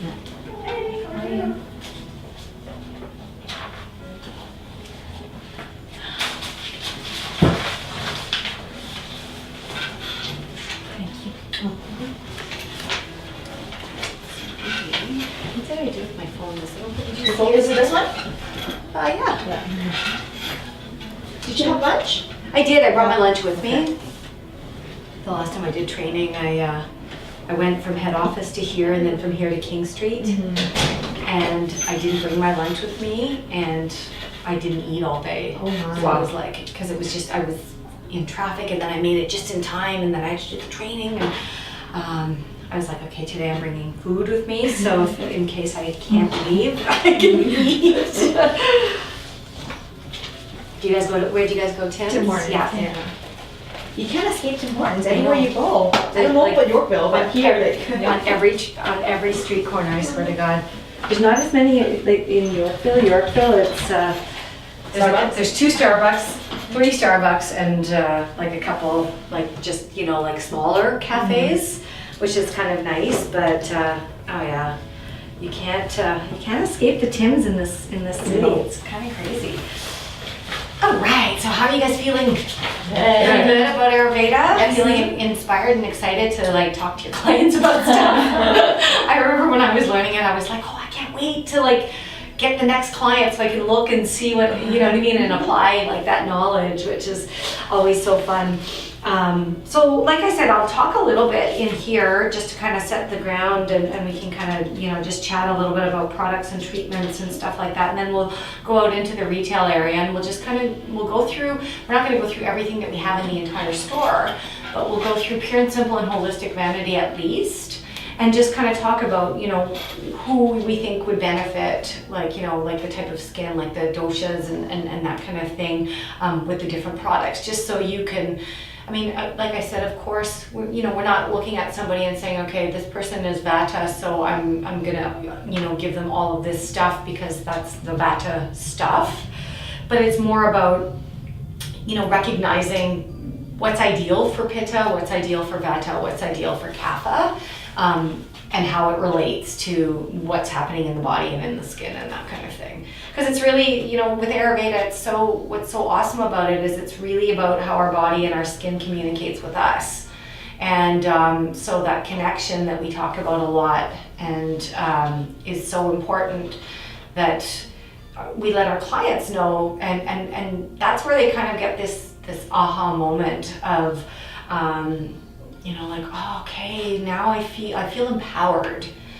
I've never felt empowered about my skin before because, you know, I was told this by this person and this by this person and this by this person, and all it was you need to use this and you need to use this and you need to use this. It's overwhelming. There's so many products out there. You know, I was like that. When I was a kid, I struggled with, like, you know, problematic skin from a really young age, and I tried anything anyone told me. But no one actually told me why this was happening on my skin. And you know, it was just kind of like, no, you need to use this. Whereas we, you know, we really pride ourselves in you know, not being like, oh, we know everything about skin, but just we know a lot about skin. We're passionate about skin. I tell clients that all the time, you know, like, you've come to a good place because everyone that works here is super passionate about health, wellness, skin. We live it, we breathe it, we love it, and we really want you to believe that you can achieve better skin. Because we often get clients that come and they're very discouraged because they've tried everything, and it's especially with the acneic clients. You know, acne is something that is, you know, so complicated, and you know what I mean? Like, there's so many, you know, things that can cause it and that kind of thing. But clients will try it, are desperate. Will try anything and nothing works. So then they're just like, I guess I just have to live with my skin like this. And that's where we come in and say, you know, I mean, not necessarily, because I've, over the, you know, 7+ years that I've been here at Pure and Simple, I've seen so many amazing changes in people's skin, and people that have come and said, you know what, I'm open to whatever you suggest, but this is it. It is what it is. This is my skin, and I'm okay with that. And I'm like, but I'm not okay with that, because I think that I know that we can, you know, we can improve it, and that we just have to, you know, shake hands with them and say we're partners together. And I've seen so many amazing results with our products. With, you know, some clients will come in and just use our products and never get a treatment, but see amazing results. Some clients will come in and get treatment, see results, and not use our products. That's a little different, because, you know, we can only do so much in a treatment. You know, a treatment is amazing, and they're going to walk out with their skin looking better, but it's really what they're doing at home that it really is going to get them there, because it's consistency, and it's trial and error with skincare is, you know, what's good for one person isn't necessarily good for another, and we don't know until they try, which is why samples are so awesome for trying things on people's skin before they buy something and then are discouraged and like, oh, I just spent, you know, X amount of dollars and none of this stuff worked. Or I reacted, or I hated the way it felt or smelled or whatever. So giving samples is so good, but when we really analyze the skin to a deeper level, which is what we do, and incorporating Ayurveda, then it's easier to make the best choices for the clients. Because I very rarely have clients come back and say, I hated that cream, or, you know, this cream didn't work for me. You know what I mean? Because we're doing such a good job at getting at what's happening in the skin and asking the right questions, that it's just like, okay, use this and you're going to be good. And the more that you work with the products, obviously you guys are just starting, the more you're going to see the different results that you can achieve with different combinations of products on different kinds of skin. You know what I mean? But it is trial and error, and I always let clients know that. You know what I mean? Like, you're talking to a client, and you're trying to retail products to them, and they're like, is this going to work? Well, I'm hoping that it will, but I can't make you a promise, because, you know what I mean? Like, I only can, you know, we're not mind readers, and we're not magicians. But when we ask the right questions through Ayurvedic, you know, analysis, it really does help, and they love it. So I'm excited. So our products, I mean, of course, our products are very, you know, our products are natural, and our products are very nourishing, and our products are chock full of, you know, really good ingredients and no fillers and cheap things. And that's something that's important as well, because a lot of people that are, you know, oh, I have reactive skin, or I have sensitive skin, or I have this, they're not they're usually not reacting so much to the actual good ingredients in a product as to, you know, the cheap fillers and the fragrances and all of that stuff. But there are, you know, different essential oils, and all of our products have natural essential oils in them, but there's essential oils that are actually better for specific doshas. And you don't have to memorize this by any means. I just thought that this slide was really interesting because it shows the different qualities in essential oils that we have in a lot of our products that help to balance a dosha. So when we're thinking about vata, things like basil, also tulsi, orange, geranium, clove, and rose are really good for calming that restlessness and that anxiety in a vata person. So it's interesting that an essential oil can have that effect on our mind and our senses and that kind of thing, and they're much more powerful than just smelling nice. And you know, whether you know a lot about essential oils or not, but essential oils, you know, in their purest form will go directly into your bloodstream, so they can have a really, you know, high impact on your skin and your body, both negatively and positively. Of course, we don't use, you know, pure natural essential oils. We have them mixed in combinations that are going to make them, you know, best for, say, vata, pitta, or kapha. And I just wanted you to kind of have a little bit of an idea of some of the things that to look for that are ideal for the doshas, because you can look at the ingredient list on a cream that we have or an oil that we have and say, oh, okay, that makes sense. You know, it's got geranium in it, and I remember Sherry said geranium's good for vata, so that's going to be good for calming the mind. It's just a little extra information that, you know, you can give your client or that you can just have for yourselves. But of course, with Vata, we really want to focus on the richer, nourishing creams. Bless you. Thank you. On the richer oils that are going to really feed and nourish the skin. Peels and exfoliation are things that are essential as well, because there's usually a lot of dryness and that rough texture, and we want to thicken up the skin. So exfoliation, you know what I mean? Like regular exfoliation with things like micro and peels and things like that actually will help to strengthen the skin. So that thin, you know, kind of, you know, dry skin that a Vata has, they really thrive with our AFA peels and micros and things like that. And layers of serums.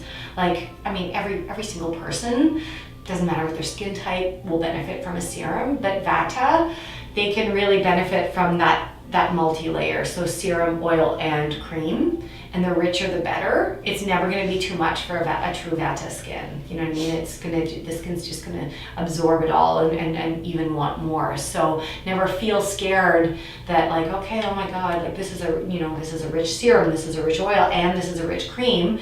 The Vata person, once they feel that on their skin and they see, you know, just how their skin looks, because we do that in our treatments anyways, right? Like we're just layering and layering and layering and layering, and sometimes I'll do 2 layers of serum and then a layer of oil and then a rich cream on top, and then I'll bring the client out at the end of the treatment and show them, and this is, you know, that devitalized dry Vata client, and show them their skin, and they're like, oh my God, like, you know what I mean, like my skin looks plump and it looks smooth and it feels full, and it's like, because it is.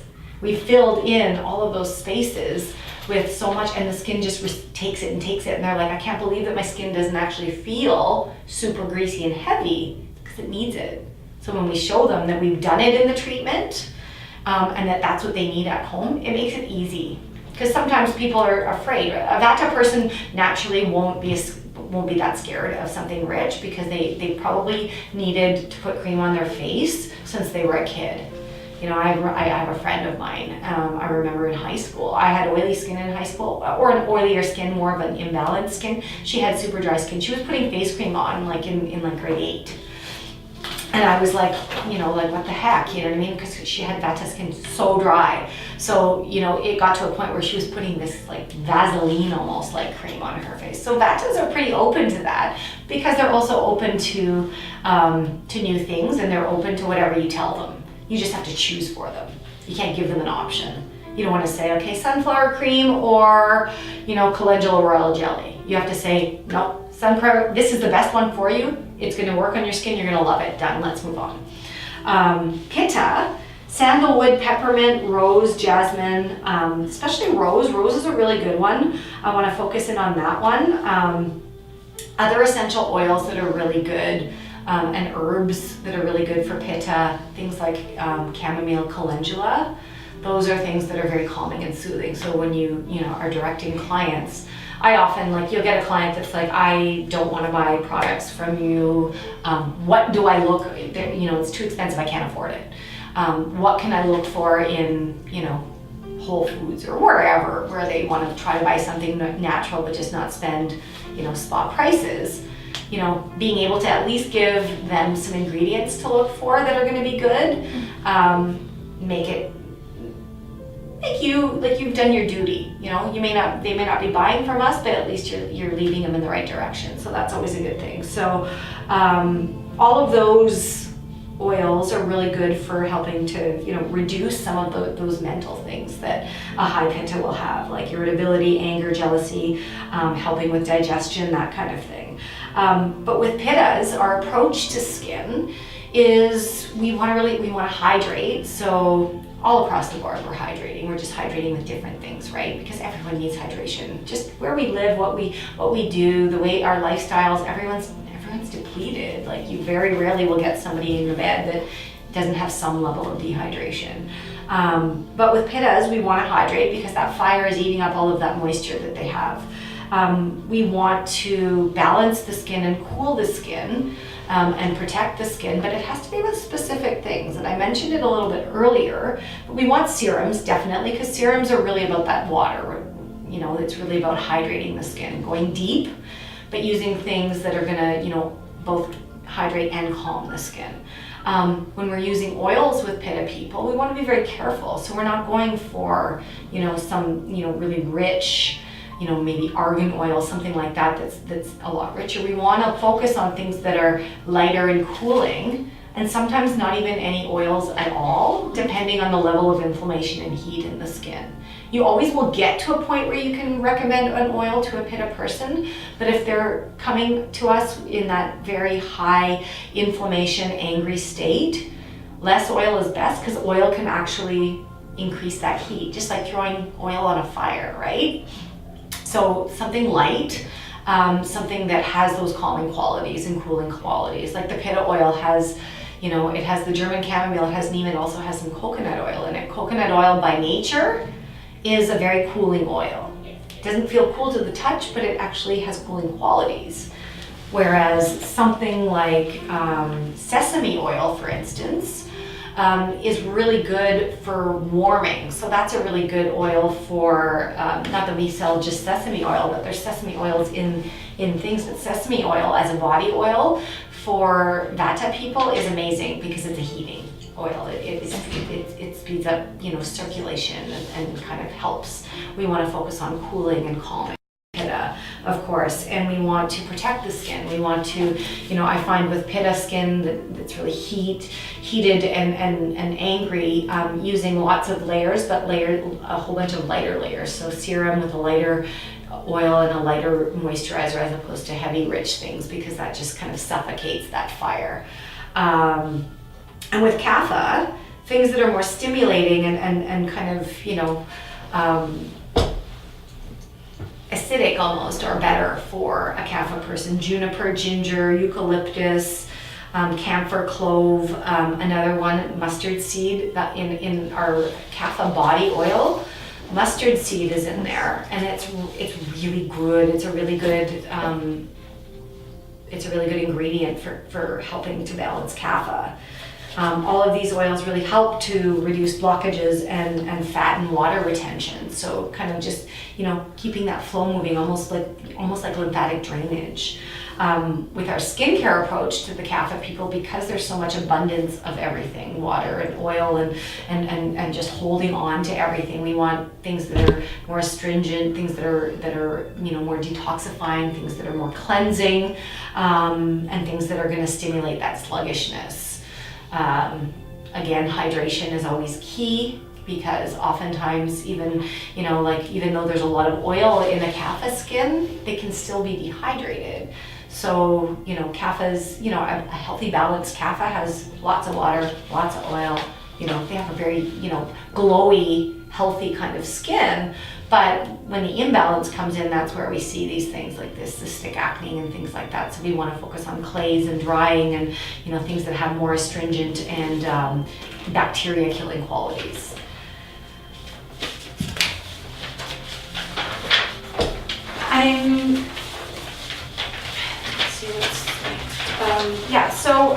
I'm going to go through. I have a sheet here that you guys actually don't have that I just found in my stash of stuff at home yesterday. So we're going to talk through a lot of products and go and check out the retail area and I'm going to kind of quiz you guys on who do you think this would be good for and why. But I'm going to just go on to treatments right now. I just put a slide of one of our estheticians doing a treatment in a treatment room just as an inspiration. But so let's think about Vata. Let's think about the qualities of a Vata skin. So we know it's dry, right? There could be flakiness, there could be dullness, texture, roughness, devitalization. What do you guys think, would be, best from what you know of what we do here and what you've been doing up to this point would be good choices for somebody with that kind of skin? So super hydrating facial. 100%. Yeah, we could do It's micro. always a go-to. Micro, yes. And why do you think micro? What are the reasons why you think micro would be really good? Well, because when they are dry and devitalized, you want to increase that circulation. Absolutely. Right? So it's more of that stimulation. Yeah. And better absorption. Yeah, and you're getting rid of that little dead layer of skin that's, kind of preventing any oils or moisturizers that they're using from penetrating well. So that's just, not effective. And you're also stimulating collagen elastin production, repair of skin, smoothing the skin. There's so many good benefits of micro for that type of skin that they're gonna see instant results. Really fantastic for those people we talked about, the people that have the bumps under the forehead or the milia. Milia takes time, but with regular micro and having somebody come in very regularly, every 3 or 4 weeks even, just at least to do like a series in the beginning will really kind of set the stage and allow us access to be able to remove those milia and really rehydrate the skin so there's more balance there. So micro's awesome. Anything else on the menu that you guys think would be ideal for? The treatment you mean? Yeah. For So we got super hydrating, we got the micros. I mentioned it a little bit. and fresh start is good too because we layer up this actually the serum oil, Totally. serum oil. Yeah, so that one's a really good one, and we have it on special this month, which is ideal because we're doing the double cleanse with the exfoliation, so that exfoliation is really helpful for stimulating and also removing, and then we're layering the serums and that hydrating mask, so that's a really perfect one for anyone, but really good for Vata. Green and clean is good too, right? Yeah, exactly. Adding peels, because plain and green had the lactic acid. Adding a peel, like our AFA peel, to any of our facials, especially a super hydrating facial, is such a fantastic combination because the AFA peel is a deep exfoliation, but it helps to increase the moisture factor in the skin. So for people that are dry and devitalized, we're smoothing and removing, but it's also building up that barrier function in the skin to improve and to thicken and to strengthen that thin kind of fragile skin that a Vata has.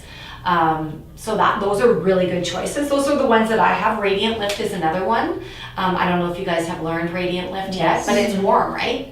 So it's warming and it helps Is it to one with LED? No, it's RF. it's the radio Oh, frequency. yes. So, Oh, yeah. so you know what I mean? You think about those qualities, it makes sense for somebody that's Vata because it's soothing and warming, but it's stimulating. So you know what I mean? Vatas are going to show signs of early aging, even if they're not in their 30s, 40s, 50s. They may already start in their 20s because of that dryness. So this actually helps to lift and to plump and to stimulate that fibroblast to renew collagen and elastin. So, and it feels good. It feels good for them because they're cold all the time, right? So having this like nice warm massage just is ideal. So those are treatments that I have. I mean, yeah. Questions. For people who have super sensitive skin, like dehydrated, like I had a client, I can tell you like 80% of my client. Yeah. So one of them was really like bad because she's skiing a lot. So anyways, can we use peel for them? Because should we fix them with the home care, like serum, and then just calm down the skin and then do peel, we do peel after that? Because once we put the peel on, even like lactic acid 30%, but for sensitive skin, yes, it's kind of weird feeling. So do we use peel for this kind of a skin type, or we try to treat them first and then later we do like a peel or whatever? Yeah, both. Because it's kind The of answer is kind of both, but that's a good approach. Like if somebody comes in and they're super sensitive because they've got an impaired barrier, Yes. you're not going to do a peel on them first off. You're going to build it up first. Yes. So you do super hydrating, you send them home with oils and serums and things Okay. like that, and then you tell them, okay, you're not ready for a peel right now, but you will be if you build that skin up There. and then come back and we'll do a peel, and that'll be awesome. If somebody is slightly sensitive but mostly dehydrated, but no kind of super kind of inflamed redness and that kind of thing, Yes. a peel is okay, and that's going to actually benefit them. But yeah, when somebody comes in and it's just like, oh my god, like when they tell you I wash my face with water and water even tingles on my skin, this is someone that needs to have their skin built up first. And that's a great question, and that's a great approach as well, because I've had people book in for peels because they're excited about it and they've read about all the benefits, No, I do that. and I've said, okay, not today, but maybe next time. But really, we just need to focus on building that skin up. And they're happy to have you. They may be disappointed that they're not getting a peel, but they're never going to be upset that you're caring about the wellness of them and the best treatment for them. So that's an awesome question for sure. So pitta, we think about pitta. We think about heat. We think about inflammation. Sensitivity. They may be reactive. They may have rosacea. They may have inflamed pimples. They probably have congestion as well because of the dehydration. What are we thinking about from what we're doing, in the spas as ideal treatments for them? Pizza? Super Yeah. hydrated. Facial vitamin, facial renewal. Yeah. All of those are good. Like urban renewal. Why would you say that would be awesome for them? I think comes with two masks. Yeah. The first mask we can use cucumber, and the second mask we can use a restoration mask, which is cooling and calming. Yeah, I mean the restoration mask is Yeah, no, extra. it's extra. It's not part of the urban, but because it does come with two masks, usually when somebody's pitta, they may have that Clay mask. Yes, clay mask first, and then Absorption. cucumber next as the second one, Yeah. and you're treating the body, so Body. you're massaging their legs and their arms, so that's calming them, so that's cooling them as well. So you know what I mean, using a little bit of cool water even to remove the mask instead of hot water. Keeping the steam a little bit further away, shorter steam so you're not, aggravating the skin. Sometimes with somebody that's really, really pitta, I won't even use oil to do the face massage. I'll use cucumber mask and I'll just do pressure points to not overstimulate the skin. So urban is an awesome one for them for overall. Super hydrating, same thing. Super hydrating is always going to be great because it restores the skin, it calms, it cools. You got the oxygen that really, really helps to soothe the skin. What else? Because we got lots of choices that we can do for pitta, yeah. Because there usually pitta has a few different things that are happening in the It's skin. extremely clean because they have pimples. Yeah. If they've got the pimples and they've got lots of congestion, then spending extra time on extraction and then using a nice clay mask, because our French clay is actually cooling. So cooling, you think of, I like to mix the clay mask with cucumber together, and that's awesome for pitta skin that's got the breakouts and the congestion. And you can kind of customize it if they need extra extraction time. You just customize and shorten the massage portion, but you're still helping to calm them as well. The LED, the blue light, Yeah. right? Perfect. LED clear complexion, combining like a deep exfoliation with either a peel or micro and the LED with the focus on the blue light is really, really great. It's ideal actually for pitta skin. And then again, if you're choosing micro instead of the peel, you're just being cognizant of what's going on in that cheek area, but not overly cautious that somebody that has those kind of lazy capillaries can't benefit from a little bit of stimulation in that area. But if they come in and they're super pitta and they've got active rosacea that's bumpy and inflamed and pustule, you can still do that treatment. You're gonna apply the peel instead of the micro and more LED light. And that's really healing, which is great. The rosacea care facial as well. I don't know if you guys have learned that one yet. It's very similar to clear complexion, but the exfoliation is using our blackcurrant mask. So the blackcurrant peel from Holistic Vanity, because it's very, very gentle and it has coconut in it, so it's cooling and non-aggressive. And then we put them underneath the LED lights, and then we do a little bit of oxygen at the end. So that's another one that's really great for pitta, because it's all about cooling the skin from beginning to end. We're using cold water when we're removing the exfoliant and when we're removing the mask. So that one's a really good one for pitta. And then there's aquabrasion. Are you guys doing aqua? No? Okay. So I'll just allude to it a little bit. It's like micro, but it's highly pressurized water, so it feels really cool on the skin. So it's a nice way for that client that maybe is not suitable for micro, but wants a deeper exfoliation with the cooling aspect of it. So it's nice for anyone in the summertime. It's nice for anyone that has heat in their skin, because it really plumps and it hydrates and it smooths without being that kind of like, it doesn't heat the skin up like micro does. And it feels really awesome on. So that one's awesome. And IPL, I mean, you guys, don't have to worry about that at this point at all. But IPL photofacials with a focus on, the rosacea program is really great for pitta skin, because that's where, we can treat the capillaries that are both dilated and broken. That's where we go deep with heat, deep in the deep surface of the skin to repair and to even things out. And with a series, they can get really, really good results. So we have lots of options for pitta people. I mean, almost anything. If you think about, anything that we do, they're almost all ideal for a pitta person, except for something that's really, if somebody's really inflamed, we're just not doing something that's super aggressive. So micro sometimes is out, but not always. So for kapha, because kapha is usually an oily skin, like your typical oily skin where very large pores, the pores are sometimes filled. You touch a kapha skin at any point in the day and they always have sheen on the skin. But they often will show signs of, deeper crevices and things like that, because it's a thicker skin, right? And then when in balance, you've got that lower acne, maybe cystic, more, painful and deep and hormonal. What treatments do you think would be best? Extreme clean is good. You have to be very careful when it's cystic, because you're not extracting cystic acne.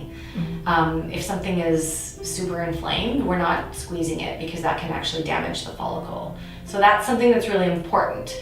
So when somebody comes in, we definitely extreme clean is good, because chances are they're really congested everywhere else. You know what I mean? If there's an imbalance and it's a kapha, then they don't have this luscious, healthy, glowing skin, which a balanced kapha has. They have congestion and lots of oil, but there's dehydration, so everything's sticking in there, so you can spend like 2 hours just doing extractions. You just want to be very careful with cystic acne that you're not squeezing and you just have to, let the client know we can't extract those big ones because they're not ready. We want to calm them and bring down the inflammation. So high frequency and clay, and that's a good choice for sure. What else do you think for kapha? Green peel? We don't have green peel here.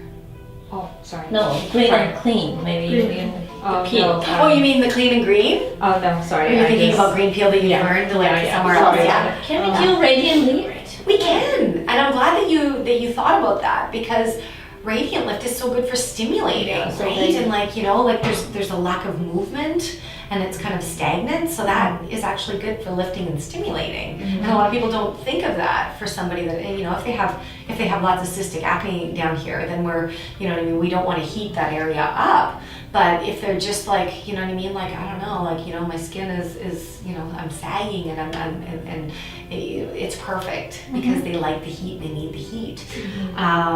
Maybe macro even for cystic.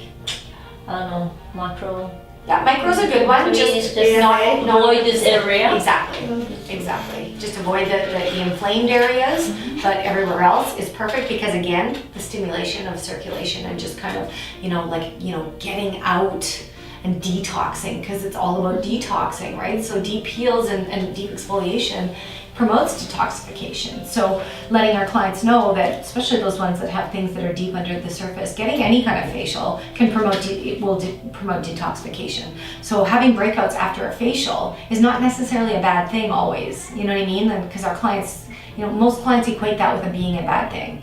But if something's under there, it has to come out. It's the only way for the body to heal itself. It's coming up to the surface because the body's trying to purge. So, you know, this is a journey that we have to go through sometimes with those clients, and oftentimes it's CAFA clients. So we're like, you know, we're not saying, okay, let's celebrate breakouts after a facial, but we're saying change the way that your perspective is on it, because it's actually a good thing to get the body moving, because if it stays stagnant, then that's where problems and illness and imbalance arises. So yes, micro's a good one. Clear complexion, again with the lights, really good for those cystic people, and you know, doing either micro or a peel in the clear complexion for this type of skin is going to really promote healing. So if somebody's like just full of lots of cystic acne, then I do, you know, a mild peel, but then focus just a longer period of time on the lights, because that's going to help to kind of dry everything out and reduce that inflammation and help the healing process. And peels. What about our clay and gel peel together? That's perfect for a CAFA person. Clay and Our AFA peel. Did you guys get trained on AFA? No, yet? that's why we don't know. Yeah, so we have AFA, which is amino acid peel, but they're so amazing for any skin type pretty much. But there's also a clay component that is ideal for the really oily, congested, acneic skins that has a two-step process. So we put on a clay portion first, and it opens up everything. It opens up all the pores, and it really promotes detoxification. And then we put step 2, which is the gel, the amino acid, and that really helps to further repair and just, you know, normalize the skin. So once you guys learn the peels, you'll remember me saying it, that it's ideal for that kind of skin. So yeah, so those are our treatments. Those are, like, you know, the ideal things. Any of our treatments you can always customize according to what the client's skin is, but it's our job, of course, because you're going to get a lot of clients that'll just book in for the facial of the month, or they'll book in for a treatment that their friend got, thinking, because their friend said, oh my God, I got this, you know, and it was awesome and my skin felt so good, so they book in for it, and you look at their skin and they're thinking, okay, well, I think you need this instead, and this is why. So this is our job, to always look at the skin and at least suggest, you know, that a treatment may be better than what they've chosen and why, and always, of course, making sure that they know if there's a price difference and that kind of thing. We never want to change a facial on them and not let them know what the difference is, if it's more or if it's less or whatever. But it's going to happen a lot where you're going to have a client booked in for a facial that you're going to look at their skin and you're going to think, you know, I know you're booked in for the extreme, but I don't really see a lot of congestion. I don't think you need that extended extraction time, but what you really do need is hydration. So I think the super hydrating is going to be a better choice for you. Or, you know, you're booked in for extreme clean, but you know, you've got everything is underneath the surface, so I can't get at it. So I think, you know, microdermabrasion or at least a peel is going to be a better choice, and this is why, and this is the price difference, but this is going to get the results you're looking for. So when we know what we're looking at on the skin, and when we're thinking about Ayurveda and what the client needs overall and that kind of thing, it's really our job to know which treatment is best suited for the client. I mean, and you're gonna get a client that's like, no, thank you for this suggestion, but I really wanna do the extreme clean. And you're like, okay, well, you have 3 blackheads and I'm just gonna focus the treatment on more massage and more, like more steaming and face massage and longer massage to fill the time, because at the end of the day, what the client wants is what they get. But you very rarely will have a client not be receptive to you changing the treatment. I mean, unless it's like, from $89 to $270, you know what I mean? Like, you may get some resistance and they may say like, okay, well, that sounds good, but maybe next time. But really it's very rare that we're ever doing that kind of situation anyways, right? But when it comes to all of our natural facials in particular, or just even adding on a peel, once you guys are trained on peels, it's such an easy way that doesn't take any extra time, because we're doing an exfoliation in our natural facials anyways. The peel doesn't take any extra time, it's just in place of the regular exfoliation. So when you learn the peels, it's easy to look at someone, say Vata, and say, you know what, you're booked in for the super hydrating, that's awesome for your skin, but what's gonna make it even better and more effective is adding an AFA peel. It's $60 more, but this is what it's gonna do, and this is how it's gonna make this super hydrating facial, penetrate the skin deeper and that kind of thing, because we're gonna do a deep exfoliation and you're gonna get better results, and clients are just happy that they have options and that we've cared enough to suggest them. So let's go talk about some products. I have a bit of a list here of things, but I want us to see them and feel them and be able to just kind of, without getting in the way of everyone out there. I want, to use, our dosha knowledge and go through Pure and Simple and Holistic Vanities, so you guys can make those suggestions. Okay?